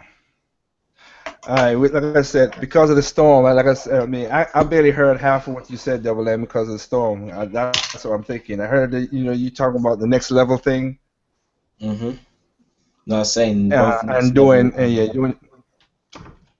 I said both Next Level and Retro are both working on the game, and I think for one of them it's going to be a Metroid game, simply because I can't really think of any other games that either of them would really be working on at this point in time. Well, okay, I'll say there is an next company also that could be working on a Metroid game too, but I'll tell that in a little while. What about Are you, you, talking, are Time you Out? Do talking you have about Factor anything coming 5? on? Nope, Mm. not Factor 5. Don't jump to it. No. Game. This is a Factor game 5 is a from. former shell of itself, so it's no.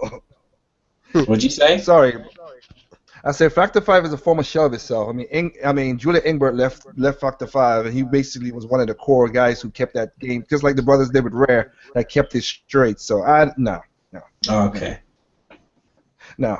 Cause Julia Engelbert, he's gonna do mobile games. So yeah, it's one of those things. Like I said, people going for the money now because everybody's been bitching about certain games, and he's one of the guys like, you know what? Yeah, I'm gonna get my money. You guys can go ahead argue and get everything you want, but that's for Well, another time. But I'll let you. That's what happens when you have a bunch of white. When we say, well, a lot of what's destroying the industry are these raging fanboys. It's not a joke. They are the reason. They are the ones that promote this behavior in the industry. Oh yeah, yep.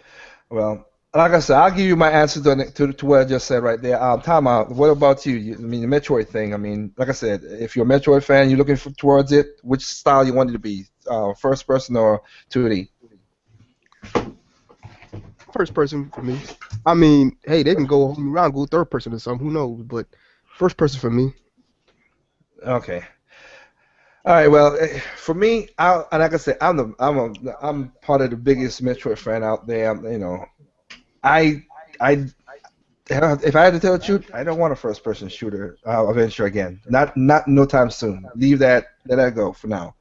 The game, and the reason I'm saying that because the next developer that had contracted to do it, and I don't know if I ain't heard that it got canceled or anything yet, is Way Forward, a 2D Metroid.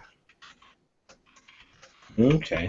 Way Fair enough. Forward is contracted to do a 2D Metroid, and I don't know if it's gonna go through or when I don't know if it's gonna go through or it's gonna because I've not heard anything about that. But just like how, which is crazy, just like how Kenji Inafune has redid Gunvolt in that 2D 16 sprite art with the graphics we could do right now. I think, and we already see what Way Forward done with Ducktales, done with Shantae, Paris Curse. They could hit that, and of course, don't forget, Yacht Club game is former Way Forward members. So these guys do know how to handle 2D graphic sprite games very well. So they were contracted to do it. And again, I have not heard anything about if they was canceled or not canceled. But if there was a game to pull out Metroid, I think I would want that kind of game. A longer version of it because Metroid Zero Mission was good. Just a more longer, what do you call it? A more longer game, of course, and more of Super Metroid where you could really travel around and figure things out and whatever. But we'll see. We'll see. Mhm. That is a surprise to come up with. So we leave it with that No, one. Go ahead. no, I was about to say something, but I couldn't think of what I wanted to say all the way. Never Okay, mind. no problem. So No, I did that have some early though. That I was okay. going to say. There was a game. I don't know if anybody remembers it, but I guess you could say I was hyped for it, but it turned out to be I guess a failure because the controls weren't really good at all. But it was PNO3. I don't know if I remember that game. Oh, PNO3. P number 3 Yeah, from Capcom. Yeah, I know that. yeah, for that game. Okay, you know what? That is some Capcom. Never mind, so forget about Okay. it. Thought that Yeah, yeah, on the GameCube. Yeah, I remember that ended game. that Yeah. quickly. Never mind, forget it. It's over with. My thought, my little, Because my little Capcom. hope, my little hope was gone. Never mind. Thanks for killing that so quickly. That is me too, bro. But I remember the game you're talking about. Yeah. I Yeah. mean, Nintendo has so many sleeping giants. Like you said F-Zero. They have so many sleeping I giants would that say they F-Zero could for be everybody's using one, and I again. figured if they put that for a competition game, that would be nuts. People would just go crazy automatically. Mhm. Yeah. That's why I Yep. said You're that. right. That's the reason why. You're right. You're right. I would say like, let me see, what franchise? Okay, but let's ask this right here. Since I mean, take out F-Zero. Basically, I just asked the question, and we just said Metroid. What franchise in the past? And I've seen like Leatherhead and everybody has asked this, said this to the question, but what franchise in the past that Nintendo holds? Since we're talking about how Banjo Kazooie, basically you can literally blah blah blah, and Capcom doing with Mighty Number Nine. Everybody's like jumping ships now. And you think Nintendo should reveal at E3? They should Mm. revive. They should revive. They'll be like, wow. Mm, I don't know.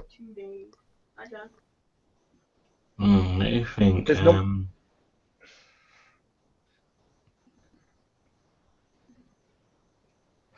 Oof. nothing. You So you can give me say one way. Okay, let me give. any franchise? I'll give you. Any franchise. I'll give you. I'll give you. I'll give you what Leatherhead said. He wants a rave race.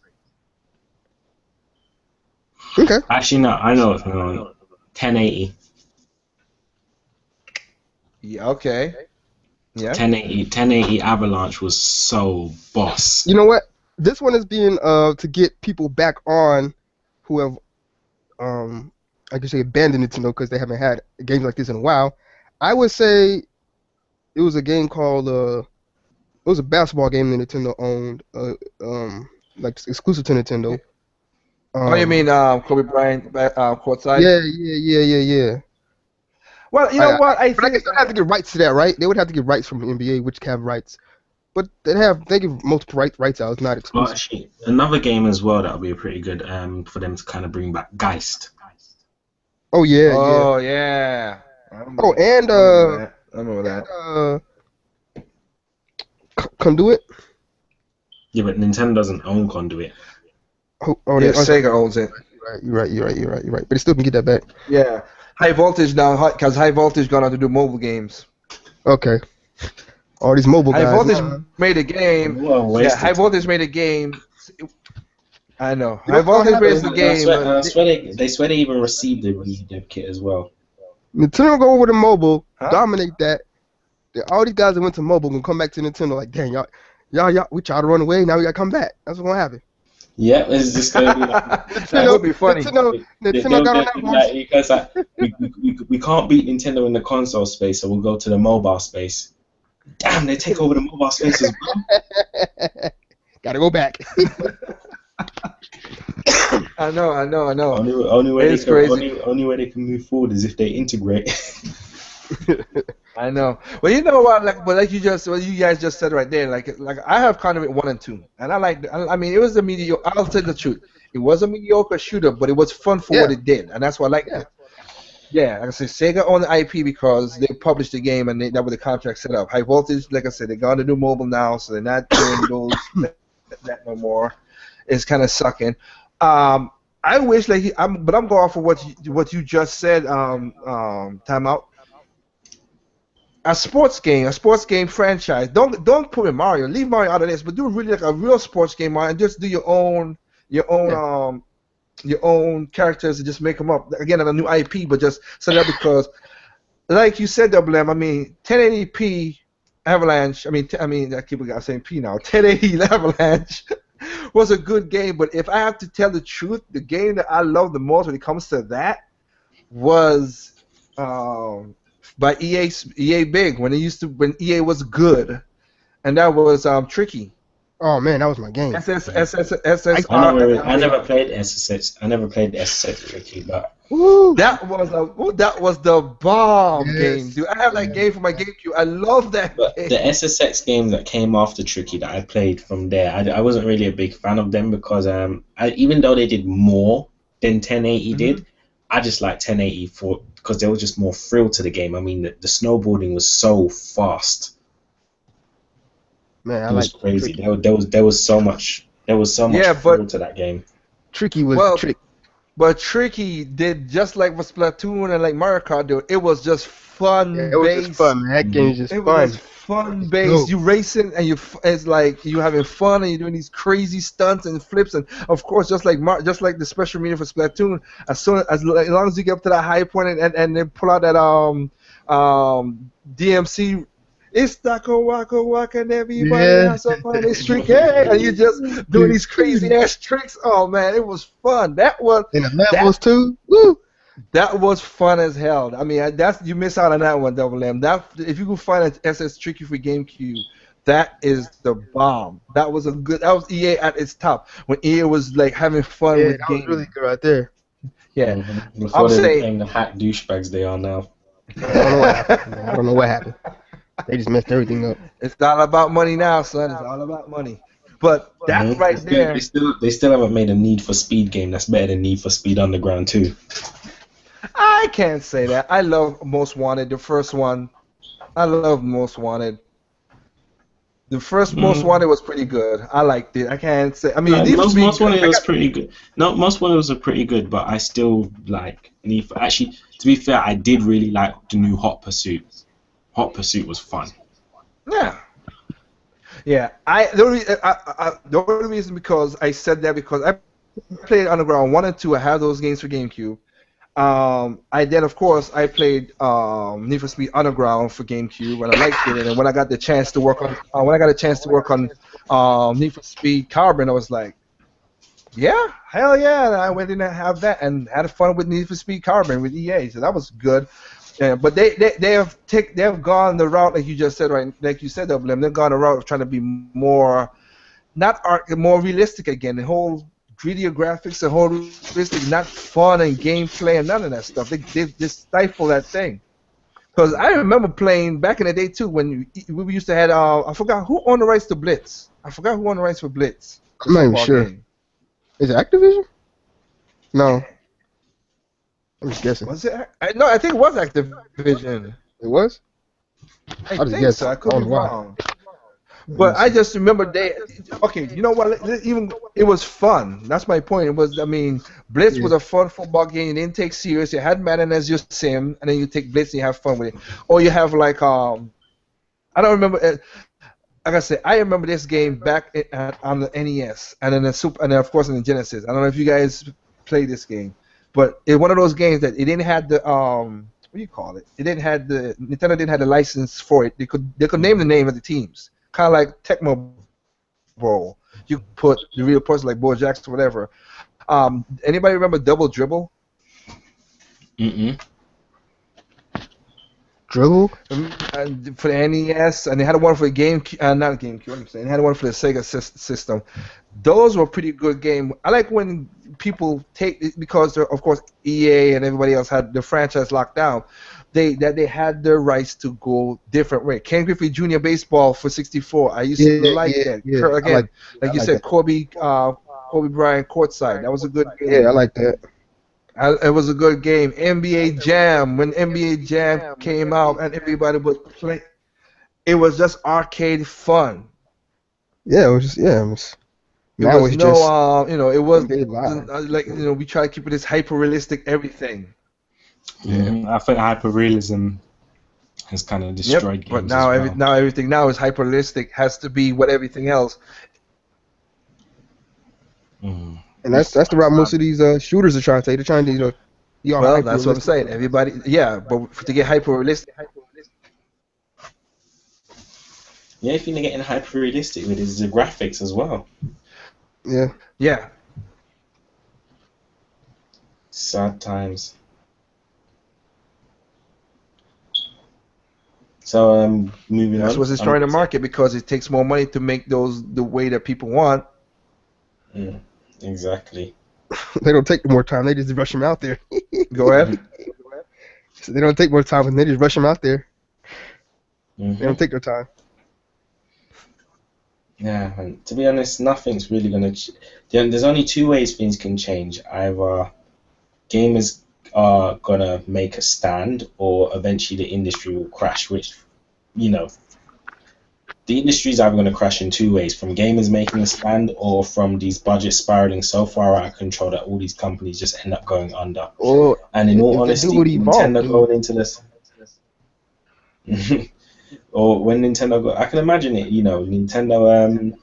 Nintendo takes over the mobile industry and the gaming industry.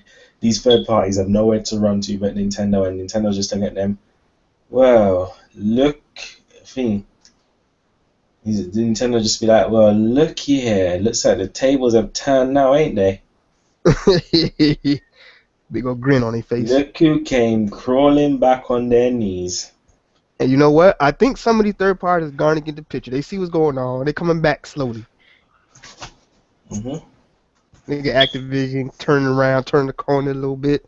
Ubisoft might be doing the same thing. I think they about wait a minute. Nintendo got them, something up their sleeve. Let's start to Then, be nice with them again.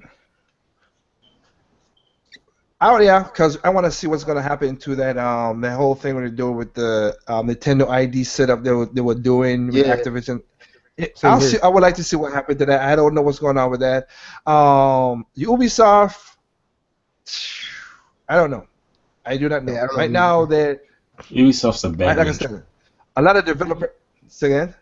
Ubisoft's nothing but a bed winch, man. Yeah, well, right now Ubisoft is like I said, a lot of the developers right now are not happy with Ubisoft in many things. So we'll see how that work out. Cause the people who did the crew, they're not happy with Ubisoft because it made them rush the game. Same thing with Assassin's Creed Unity. Right now, the Division right now is going through the same thing as Assassin's Creed, going through 4 different studios. I hope the communication was better. I hope the communication is better now than what it was with Assassin's Creed. Or they You what? know, I swear it was like 10 studios working on Assassin's Creed though. Liga.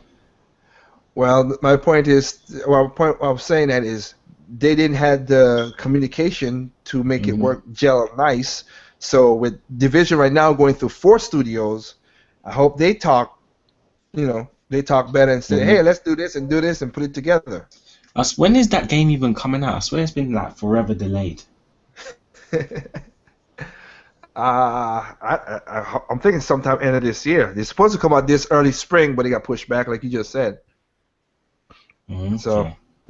and oh yeah, people out I there don't know listen why. to. I don't know why they call it the Division. It's basically it's Rainbow. It's not. It's Rainbow Six rebooted. Well, hey, Assassin's Creed is Prince of Persia rebooted, That's true. so we can't I say mean, to the. not knocking that, but I'm just saying it ain't necessarily No, a new no, IP. I got to say, I got to say, is you know what it is though, and for anybody out there, trust me, ukulele is gonna get pushed back. Ain't no way they're gonna develop that game. They're not gonna develop that whole game in no year. Especially with the amount of money they have, they're gonna come up with new ideas. Oh Yeah, yeah, so they'll, yeah. yeah, so it's gonna get pushed back to 2017. Ain't gonna be no 2016 October. It's gonna get pushed back. That game is to do all the stuff they want, and then to optimize, which I hope they do a good job to optimize for all 4 systems. That's gonna take a while. That's gonna take a while to do the crunching time for that thing. I mean, look So, how long Mighty Number Nine's been taking. yep. Well, and of course they're doing optimization because the 3DS version got pushed back because they can't port the game over to those things. They have to build the game from the ground up for those handhelds. hmm So that's work out of that. You know what? Let me ask a question to some. Hey, Katie, you're back in, right? Yep. Let me ask a question. Which game? What are you gonna buy Mighty Number Nine for? Because like I said, they're doing the 3DS version, of course, and of course they're doing it for the Wii U. So what would you buy it for? I'm asking you because you're my Mega Man fanatic. I guess maybe 3DS Okay, so you because would. it's how I grew up with Mega Man and the whole handheld thing. But I think I'll wait to see what they're gonna do for Wii U though. It was Okay, just gonna be the same, or is it gonna have like different stuffs for Wii U exclusively? well, the Wii U version is coming out first, and the 3DS and the Vita is coming out later. But I was just wanted to ask a question because, like I said, because like you said, you played. I've said most of the games to you portable, and you played it mostly that way. So I just wanted to ask a question about that. So, all right, then we have. So we have. I mean, Nintendo wise, like I said, we know what's going on. We're gonna state that. Basically, at um, before you even go that, Katie, can the reason I want you to explain the reason, and she, like I said, she's a female, she's a gamer. The reason why I want to ask you about predictions. Why you don't care about the predictions? I I just rather hearing it straight from the source. I don't want to overhype myself before they dish out stuff. I want to hear the information, what's gonna come out, so I can be like, oh, I'm gonna get hyped for this, or just I just rather on the day of or during it, I just rather to hear the stuff like real time instead of just being overhyped for nothing. I guess. Yep, a lesson I wish a lot of gamers could could do. hmm A lot of gamers could do. I mean, we talk about our predictions and stuff like that, and it's fun. It's basically all of fun because, like I said, when the stuff get announced, it is what I care about. Because, like I said, when they announced Fire Emblem Cross Shin Megami, I mean, no, sorry, Fire Emblem. It is it that right? Fire Yeah, Emblem Shin Megami, yeah, the Tsunagami. crossover. That's yeah. When they announced that, I was like, oh, I would like to see that. And of course, for 2 years we didn't hear nothing. And it was kind of funny that we saw it in the last, the last big direct, and then everybody's again the naysayers came out saying all kind of crap. I'm like, it's Atlas. It looks like a Persona game. That's what you're gonna get. If I'm gonna give the developing to a developer that's good for a certain type of game, that's exactly what I want them to do. I don't want them to try to do something that they're not good of. Hey, Atlas ain't I as think good what at it is, shooters. I think what it is, they was expecting Fire Emblem. What it is, people. I think what it is, a lot of people they were just expecting Fire Emblem with a few SMT characters in the mix there. But like you said, it's Atlas developing the game, so it's obvious they're gonna make it look more like a game from their world. Yeah, because that is their strong point. Again, Atlas can't do a first-person shooter. I wouldn't want that because I know they can't do it. You go towards your strengths. Hmm. And so I don't know why people get angry about that. Hey, that's what it is. We don't know right now. We just saw a little of the. We saw trailers. We didn't see full gameplay. Let's wait until we see full gameplay of the game and see what happened. I'm actually quite looking forward to seeing more of that game. It looks like it's going to be quite a fun game. Yeah, it looked pretty in depth. Like it's going to be pretty time, some time on it. Yep. Hmm. Yeah. Same thing for me too. Now let me ask. I'm gonna ask this basically to Double M since he's the resident person when it comes to this. Even though, and I'm asking you just for a reason. Even though Anuma said what he said, do you think they're not? Do you really think they're not gonna show anything Zelda at E3? It's hard to say because it's hard to say because Nintendo do have a tendency to go against their own word. They say they won't show something and then they show it.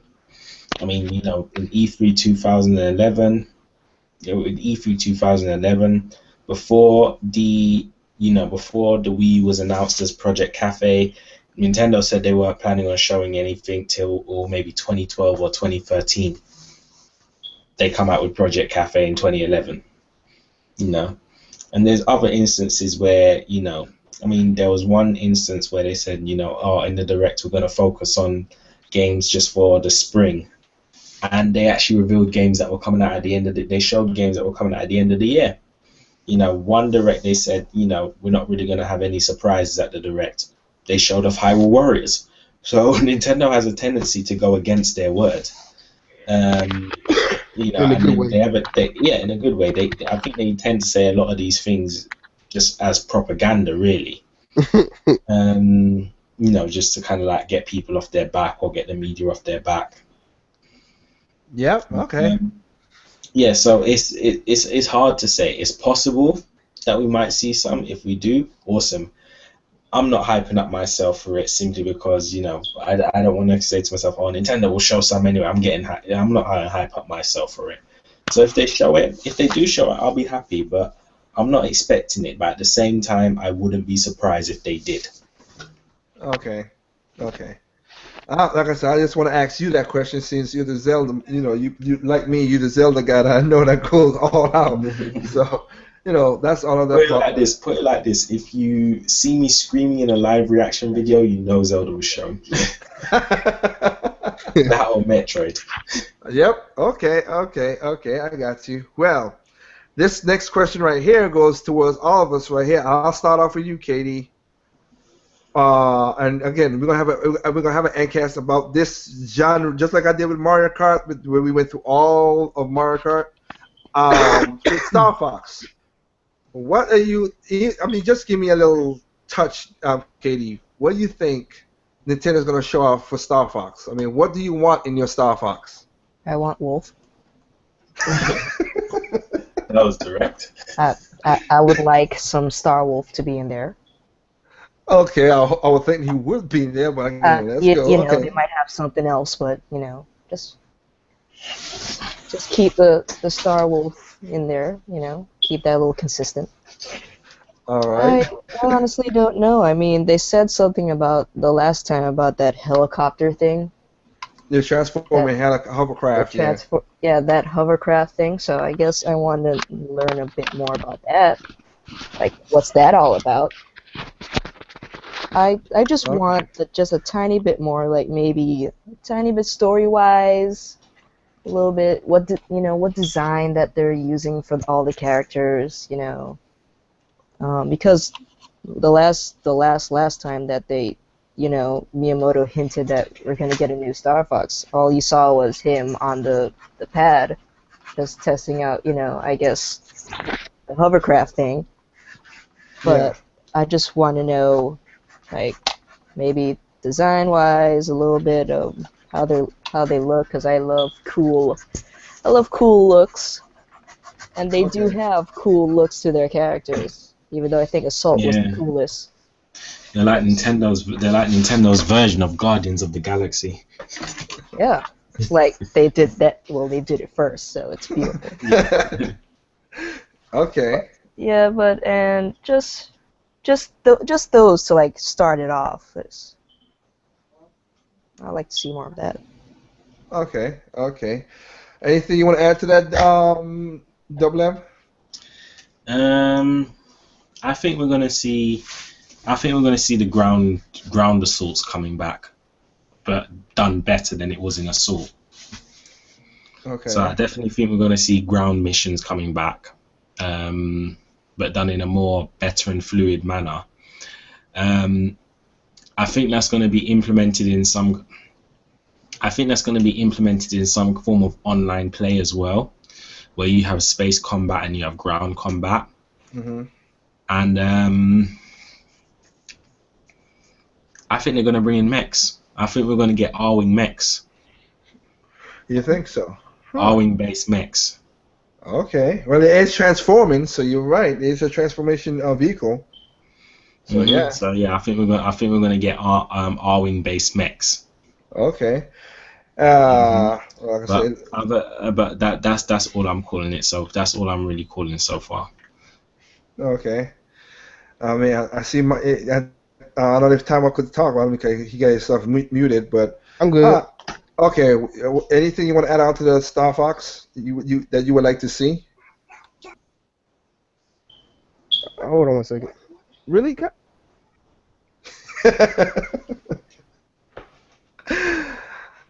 I'll let him. Okay, first I'll let him do what he gotta do. For me, that's not a bad idea for the whole mech thing. Double M. I could see that, but I want the story wise. I don't know. For story, I do want him to. I,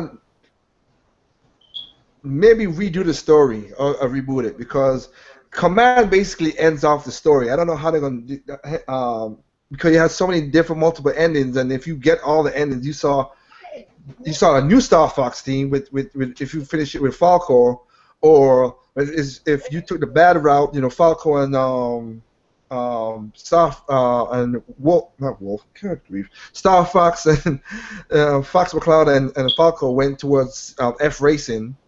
And then they had the next one, the good ending where they started their own family and all that other junk. So I don't know. It splits out from Command Who so became the much. new Star Fox team?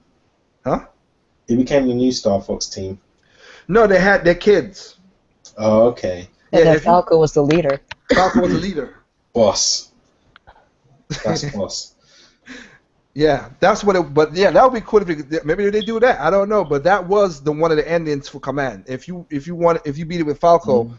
that's what the ending. He was the leader, and their kids, Crystal and Fox kids. They had two kids, and then they had Slippy had his own kids, a gaggle of kids, of course, with his girlfriend in there, and that was one of the endings. And then you had one where, I mean, that thing had what was it, Katie, Had about 14? 10,000 endings, I know. No, it was 9. Wasn't it? You remember Katie? How much endings he had?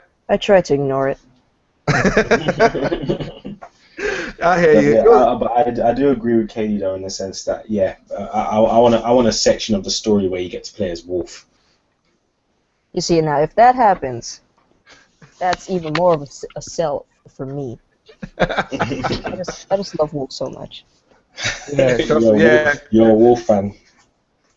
He No, needs to come back for Smash. I really do. He needs to come yeah, back. he does. He does. And in all honesty, in Star Fox Assault is made me what think Wolf was cool. In Star Fox 64, I thought he was a bit, of a dork or a douche. In Star Fox Assault is where he just came across as this, mercenary. true See, mercenary. Yeah. that's the Yeah, same thing with me. It's like as they went on, updating graphics and designs and whatnot, that's where they gave Wolf like a better design than the whole eye patch mm, thing that he had for 64, and then I think a better voice that suited him. yeah, So definitely. The more they gave him the kind of like the more, I'm a rebel. I don't play by nobody's rules kind of character. and also a bit more screen time. So Hmm. it was that's why I Yep. love Wolfman. Yeah, yeah. She. Trust me. She voted about He maybe 50 he million he times. he was the For only Smash. character. He's the only character in the Star Fox universe who isn't so corny. Most of the characters, I mean, I understand Star Fox is intended to be corny. It's basically Star Fox is basically like um, it's basically like the Adult Swim of space shooters. Yeah. But so I understand Star Fox is intentionally made to be corny. But out of all the characters, Wolf is the only one that isn't so corny. What the- Wolf is the only one that's a little corny. No. I'm left. I have to go ahead. No, no. If Double M could start talking again real quick, I just had to see something. Oh, I'm okay. sorry. This is off subject.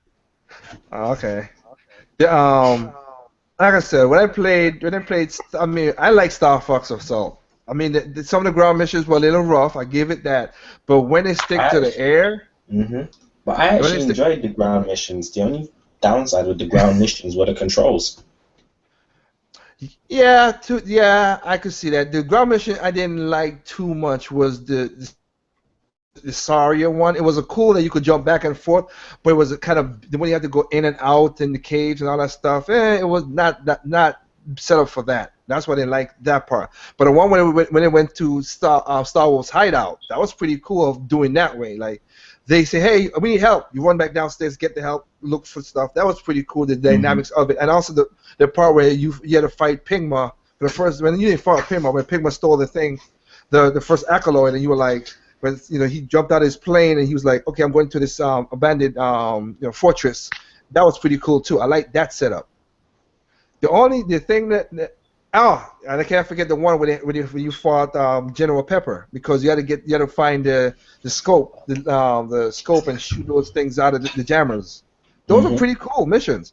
But I always liked the first mission was awesome. Yeah, it was.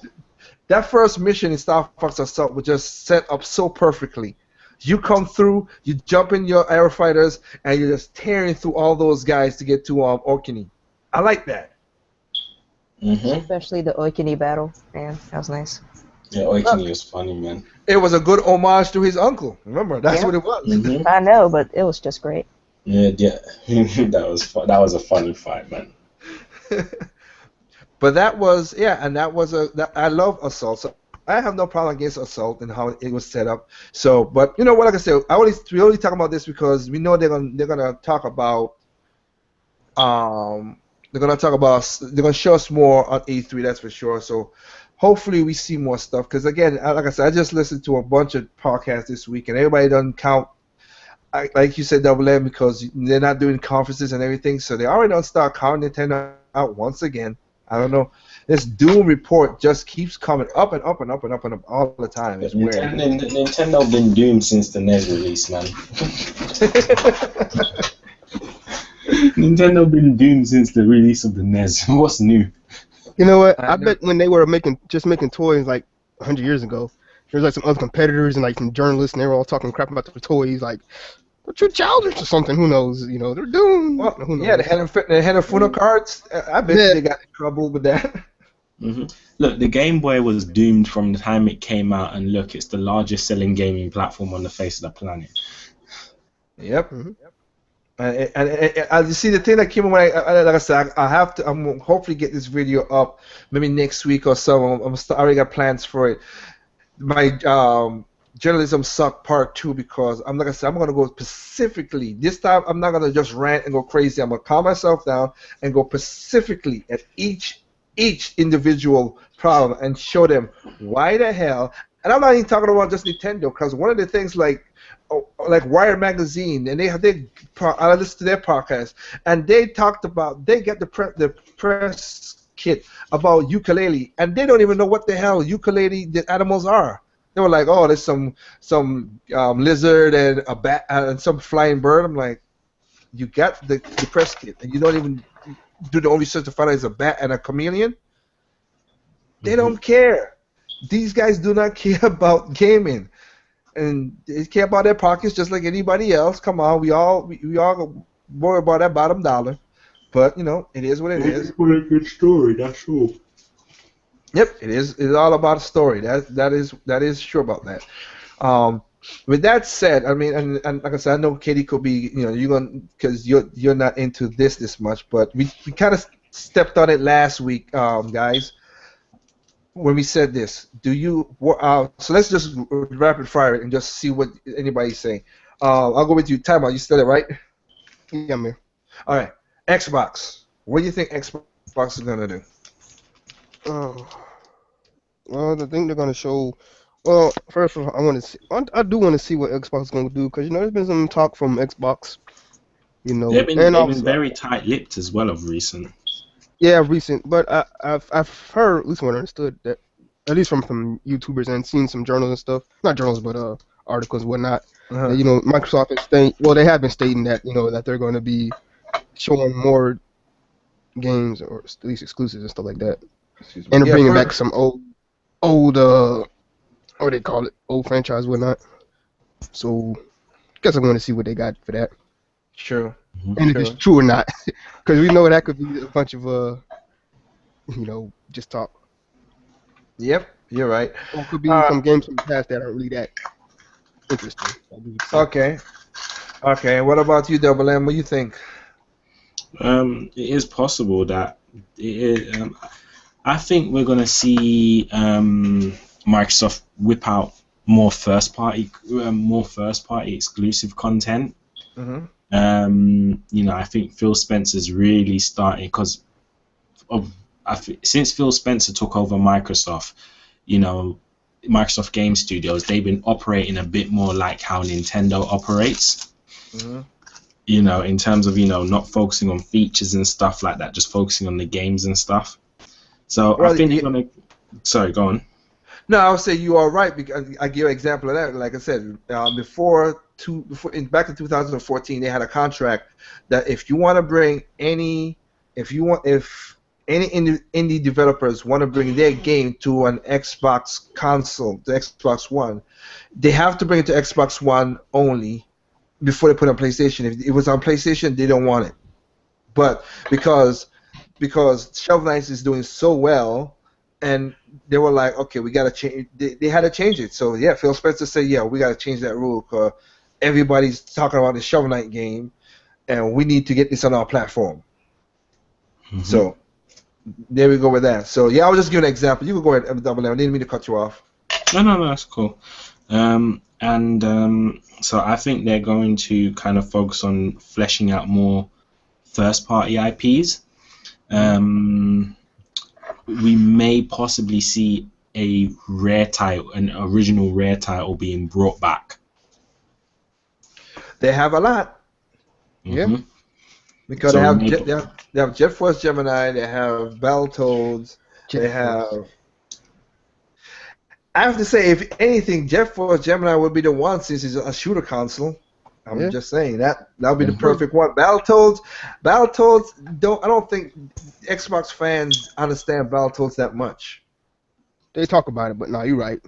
Them kids don't understand that game.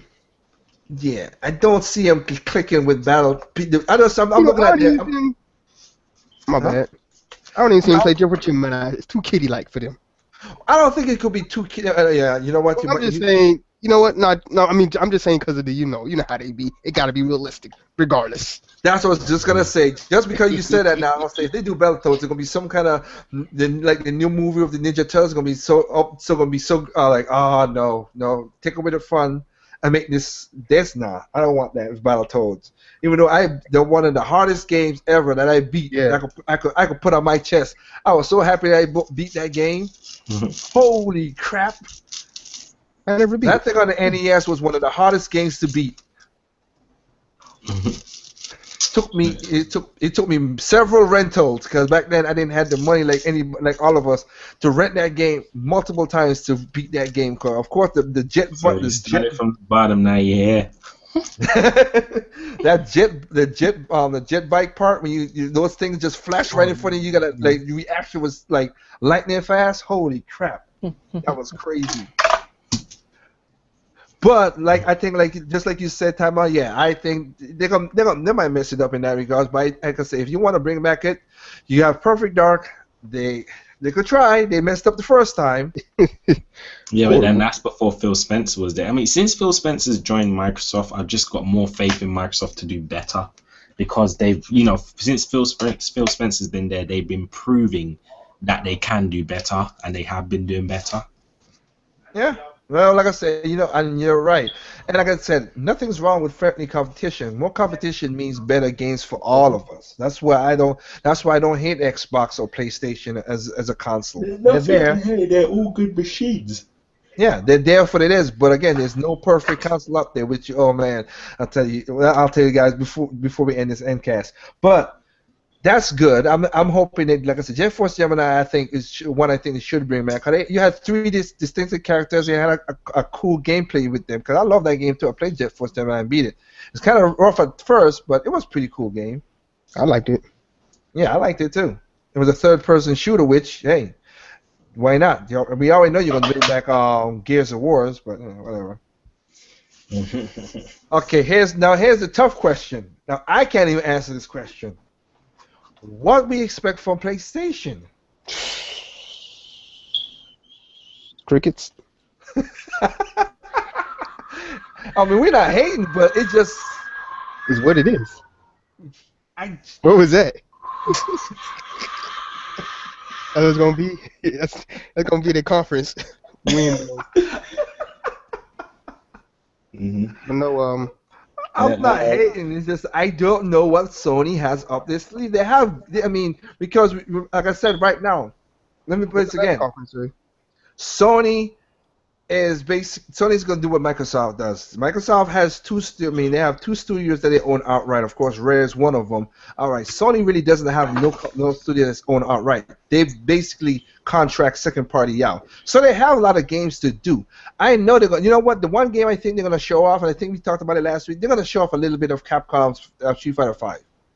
That will happen since that's an exclusive to their console.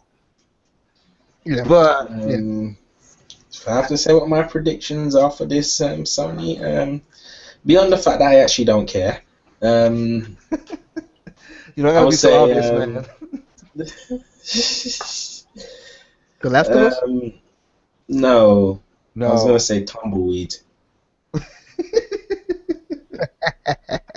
Well, okay. So if you have to be realistic, I'm not even being horrible. I can't think of other than like you said, Street Fighter. I don't know what.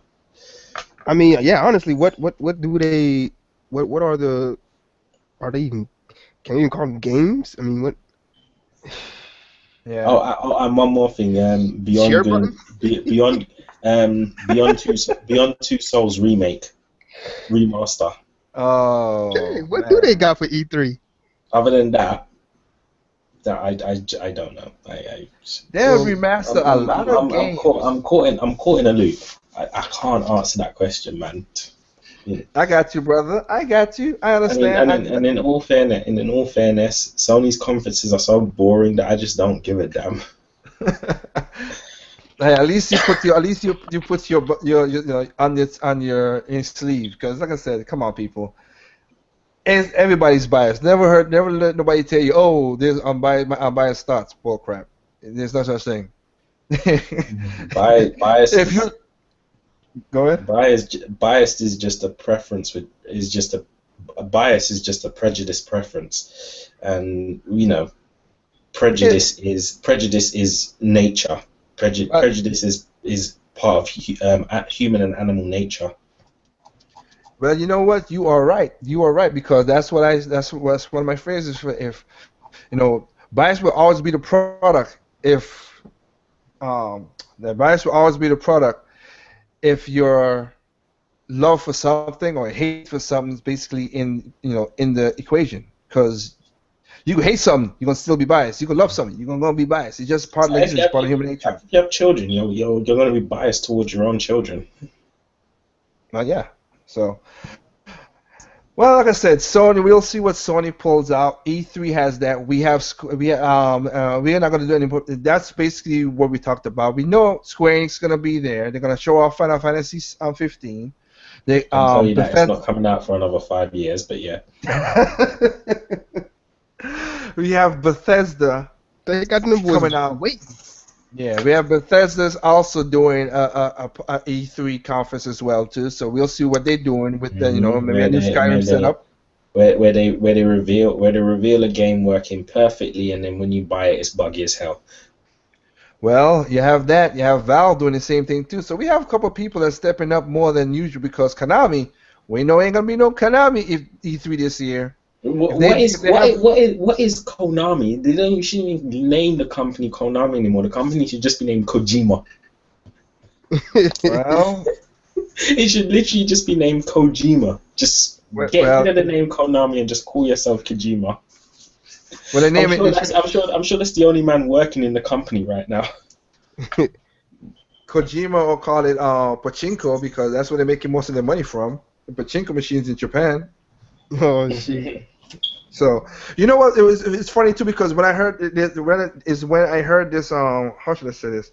Again, they talked about this is why I say game jealous sucks. Okay, I'm pointing this out because and when I listened to the Wire podcast and they were talking about Konami and Kojima and they saying Kojima, I think he's gonna do his own studio, kind of like how Inafune is trying to do his own thing, set up his own studio and go and do something. But the thing that killed me out, these guys were saying, "Oh man, Kojima's gonna do something." Kojima's right up there with Miyamoto as a game. I'm like, hell no. I know. I was like, what are you talking about? Back the fuck up. Who said that? No. Chris Kohler for the Wired Gamers Life podcast. Just no. No. Let me go run around the block real quick. No. Miyamoto started. Miyamoto is in a league of his own. I was like, what the hell is this guy saying? Because Miyamoto started so many franchises. One, two, his franchises are so successful that Nintendo himself told Miyamoto, we're going to copyright all your hobbies because we don't want you to get any ideas to go to anybody else. And the worst thing is, the man never even started off as a game designer. He was an artist. And Kojima wanted to do movies. He didn't want to do game design at first. He wanted to do. No wonder his games have 30-minute cutscenes. He's living his dream for the video games. But that's what he wanted to do. He wanted to do movies at first, but he couldn't cut it in movies back in Japan, so he started thought, doing games.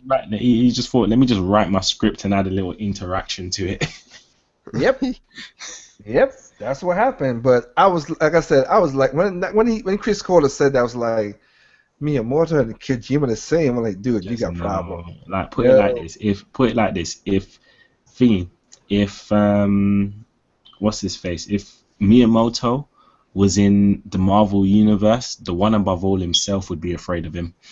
I hear you. Yep. That is cool.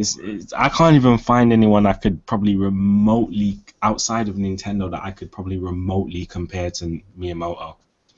The closest person that I have to be truly honest of looking at what they have done for their own platform and everything, And even though it's PC, which is gave him the well, Hmm.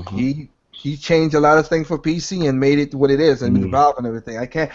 I mean, he did what he did for his platform. That's what I'm trying to say. I'm not in the gaming market. He was a great addition, but I'm just saying for what he did for PC, he did a great job doing making Hmm. Valve and setting up the Steam and everything. Yeah, gave him the well is the only one I could step up to because everybody else Yeah, who's he really did it. He really did improve that. He really did help to centralize the PC community in one place, because before, PC games in terms of going online and stuff, they were all over the place.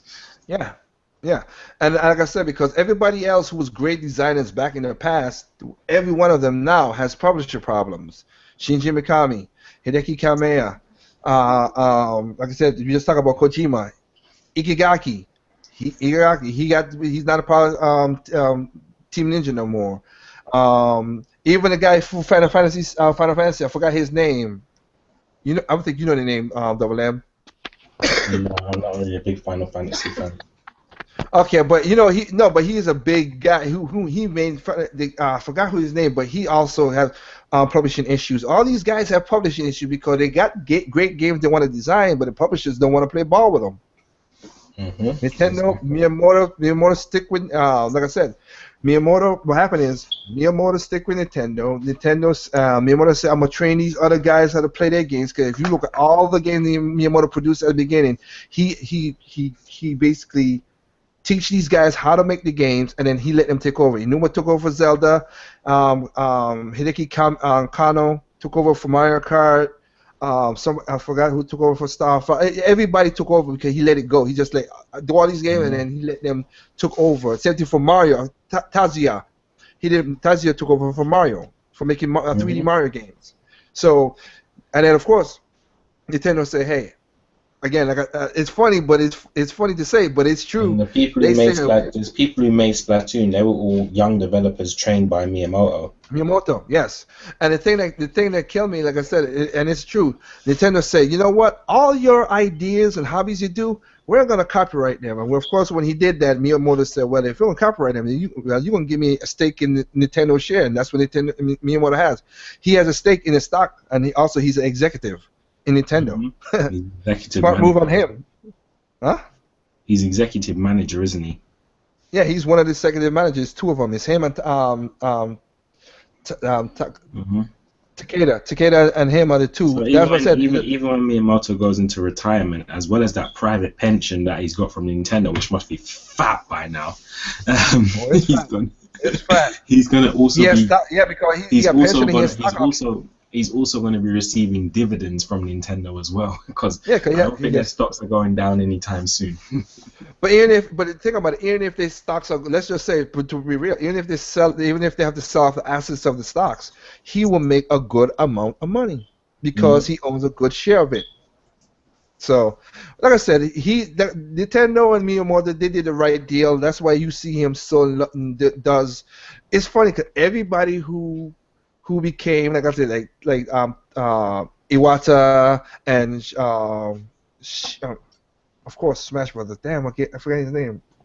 Sakurai. Sakurai. All these guys who work with Nintendo, they have they have good stories about Nintendo. They don't have no even Kazuya for Mario 3D World, he's just like, hey, come up with an idea, have fun. I mean, when they made Mario 3D World with the cat thing, they asked people, hey, what would be a cool way to make Mario walk around? And this lady, I forgot the name, lady who came up with the idea. She's also one of the art designers for 3D World.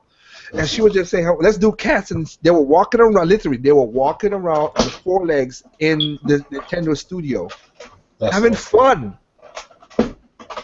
Just clowning around and having I mean, fun, even and when you see bam, these developers talk about these games, they just look so genuinely happy. yeah. Look at those guys when they talk about Woolly World, when they get all intricate of man, we make No, sure but the feel. even when you saw Onuma talking about the new Zelda game and everything like that, the man looks so happy. Well, and it's funny too because when he's so happy because remember, Inuma, his after he made Wind Waker, his wife fell in love in that game. That she started work for Numa and started aspects for the Zelda games because of that. Same thing for Sakurai. Sakurai's wife did the same thing too, and she helped Sakurai with some of the menus and everything options.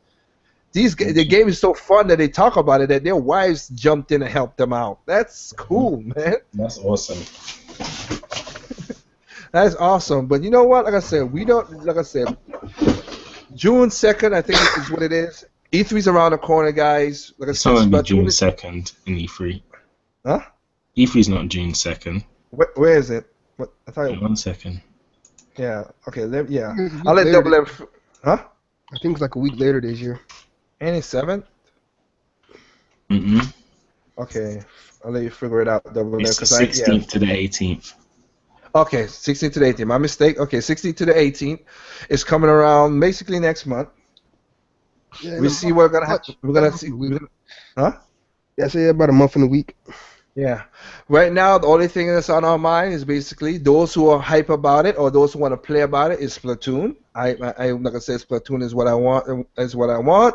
I'm gonna have fun when it comes out for what it is. Like I said, if you are listening, the beginning and end cast, we talked about Splatoon and how all the fun is gonna come out of that game. Again, Splatoon is basically the Mario Kart of shooters. That's what it's supposed to do. All of us here are hyped about it. Double M, like I said, he had a video last week about Zelda. So I want to ask, since I got him on the live mic right now, what do you think about my Star Fox Are You Ready video? Pretty good, man.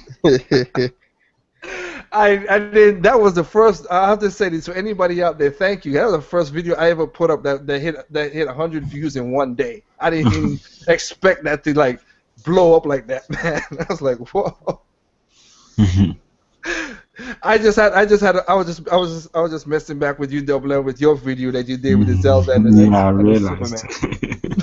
Yeah, it is, and of course, it's a good video too, guys. Check out Double M's channel, and also he had a podcast today talking about Yamamuchi's master plan. Oh man, like I said, I'm gonna check it out tomorrow. I listened to most of it. I just, like I said, because I had to get ready for my podcast and everything, and I'm happy that you joined in. I'm gonna listen to it. I'm gonna comment too because, like I said, I heard some of the stuff you were talking about, and I agree with it. I wish a lot of people could see what again with the whole research thing, but a lot of people don't do research nowadays. They just run with. They just run with it. Too lazy. I know. I do have but you see, I'm gonna space this out though. I do have an next Star Fox one with Batman, Dark Knight as a voiceover, but I'm gonna let this one break down now and then do that a little later on. I'm working on Age. I'm gonna start working on the Age of Ultron one for Metroid Other M. Oh, that'll be cool. You gotta send me a link to that one when you finish that one, man. And when I then get a chance to even start it, more like. I hear you. I got a bunch of videos in my mind too. I gotta get started. And speaking of that, Time Out had a podcast talking about collaborations and everything together. And I could talk about this right now. Time Out, like I have a video talking. I mean, all of us talked about it in the last Endcast about the robust online infrastructure of Nintendo. And I'm gonna shout you out in that time out at the beginning because you brought up something, and I did my research, and I also figure out because a lot of people don't know. Now, everybody right now like I was saying, that we are basically causing ADD onto ourselves with the technology we have right now. We're forced doing that, and people always say, why do Nintendo, even game magazines like IGN and everything, why do Nintendo have to keep on sticking to the games owned to the console? Because it's a security risk. They were thinking about the consumers when they did that, but a lot of people don't see that. They just think it as a nuisance. Remember, your credit card for anybody to hack in to get your credit card information, they got to hack into your console, not to a server. Like how Sony and Microsoft has it, and we learned Sony's system is not the strongest because of the email hack last year. So, and then there was a massive hack like a couple years before that on the PS3. Yeah. So if you want to get my credit card information, you have to hack in my Wii U. That's the only way you're gonna get it. Nintendo don't have it on a server base nowhere for you to hack into that. So good luck. Back to the system. tied to the system. But like again, that was for the consumers. That was for the consumer. But people don't see that. They just see that, oh man, this is just a little. This is just so slow, and that's what's going on with the world today. So, like I said, timeout is like I said, he gave Well, me the idea. it's just like when people complain about region locking, and it's like, you know, the only reason there's region locking, the only reason why certain games don't get localized, because all you people who complain about these games not being localized, when they do get localized, none of you lot buy them. Ain't Yeah, that the truth? complaints for nothing.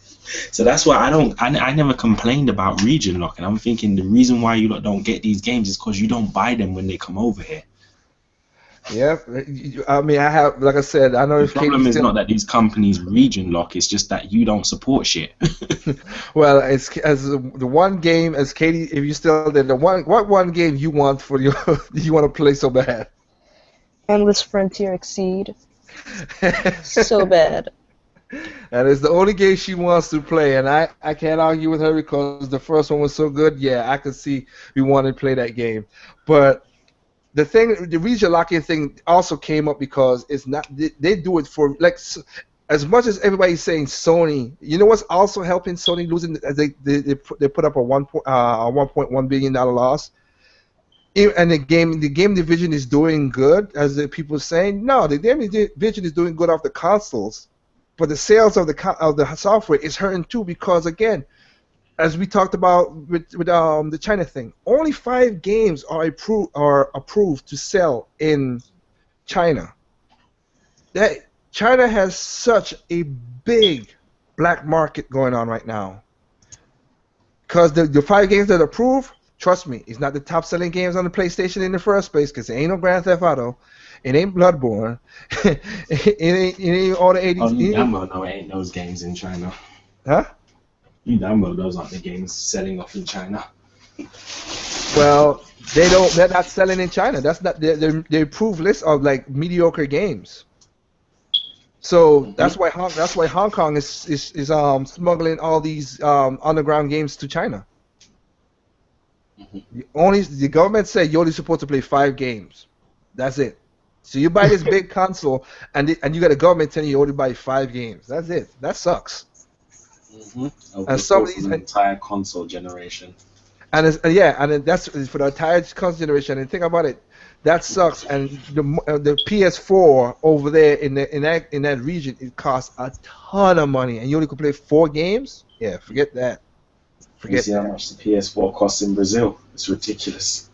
Well, that's well, I mean, hey, Double M, me and you know this better than anybody, Katie too, because we know like for where we come from, when everybody's spending $20 on a CD, I was paying $60 when I was back in my home country for for the same CD. It's taxes. The taxes hit us hard, man. It is what it is. I Yeah, have it's a video. always it's ironic because it's always the poorer nations that get taxed the worse. Well, yeah. And the thing about it is, I have a video about when Brazil. The thing happened with Nintendo Brazil. I have the video done about it. I might just put it up just to put it up to get to just as people could see about it. But what's going on with? Because I also talked about Microsoft in China, so I'll just put it up whenever chance I have. So, but other than that, like I said, I have a video coming out tomorrow. I basically finishing it up today, and I couldn't, and because I'm doing this podcast with you guys, I couldn't upload it because it would take too long and take up the bandwidth. So I said, you know what? I'm gonna tomorrow. I hope everybody out there keep an eye out for it. It'll be called my response video to everybody. Nintendo fans, Sony fans, I'm breaking down the one weakness that every console, even PC, have, and I break it down straight, solid, no BS, and also answer the question with which basically Double M you talked about on your podcast that I was listening to. The biggest, and you said it yourself, breakdown when everybody say, "Hey, Nintendo doesn't have the biggest gaming library." I mean the Wii U. You're wrong, and I break it down fully in that too. It's a 10-minute video, so this time it's short, but it's straight to the point. And then I hope people share it. I don't, like I said, I don't monetize my video. I want people to share it. Anybody come argue with you, show them this video and say, you know what, you're wrong, but here you go, and let them look at the video. So it should be up tomorrow, sometime tomorrow, and I hope people check it out and see what's going on. So with that said, again, thank you. Again, Double M has a video, a podcast. I think you guys should check out with Triforce Johnson. Who was the other person you had with you, Double M? It was Quabina. Okay. A great podcast about Yamamuchi's master plan. Yeah, I was listening Y'all to that need before I to, came here. yeah, y'all need to check that out. That's a pretty, like I said, what I heard about it was pretty good. I wanted to jump in, Double M, but the problem was every time I looked, it kept on jumping time. I was like, what the hell? Yeah, because yeah, that's I think Triforce fault. No, I got you. No, it's cool. I understand. I know it was because of something like that. I just didn't. I was like, I want to jump in because that's when you put it up initially. I was like, this is up my alley. I would like to jump in, and then when you put up the 2 o'clock, I was like, well, I have to go to a funeral, so I can't do it. So I said, dang. I said, all right. And then when I saw you put it up for 3 o'clock today, 2 o'clock today, I was like, okay. Then 3 o'clock, then 4 o'clock. I'm like, all right, now this is getting a little too crazy. So, but it's like I said, for what I've listened to, and like I said, I'm gonna listen to the full of it tomorrow when I'm at work. I'm gonna comment on it because it's a good video. So you guys go out and check it out. If anybody out there who has small channels, like I said, I have a small channel and I really don't care. Also, Time Out had a little, like I said, he had a little podcast and he had ideas to help each other small channels to get bigger in YouTube. No, Not just massively small time, big. just for anybody really. Yeah, but I was saying, yeah, I understand that, but it mostly will help the small channels more the way you're saying it, Yeah, because obviously, yeah. Yeah, you're right. yeah, Yeah. it'll be helping the small challenges. So we'll see. Other than that, unless there's any big news, anything comes out until E3, that maybe, like I say, I don't know. Like I say, if everybody here has any ideas for the next Endcast, y'all let me know on Google Plus to see what's going on. But other than that, everybody out there, thank you for joining episode 7 of the Endcast, as we had Double M, KD, Liger, Timeout. We had Dr. Feelgood. Y'all can go check him out at the Gamers at Large. That's a community that we are part of. That, these guys we just want to play games. That's all it is. We don't try as much to cause any drama as much as we can. We're not the kind of people like other YouTubers. That's not what we do. We do it for fun. And like Double M did in his video when he talked about the laughing with the Ganondorf, he said sarcastic of it's satire up front, but people still didn't take it as satire because maybe they don't know what the word means. Heck, I even came in my next video about the Zelda delay and said that Karma was a bitch. I know, I saw that. So, what it is. So, like I said, thanks you guys for checking us out. And we hope you guys have a good night. And like I said, anybody out there, I'm sorry for a lot of the bugging, cutting out problems. Like I said, where we at right now, there's a storm, tropical storm that's going on, so the internet's messing up. So, hopefully you get what you need to get out of it. So, thank you everybody out there for joining us. Katie, thanks for even joining us, little sis, cause give a little female perspective in here. Woo!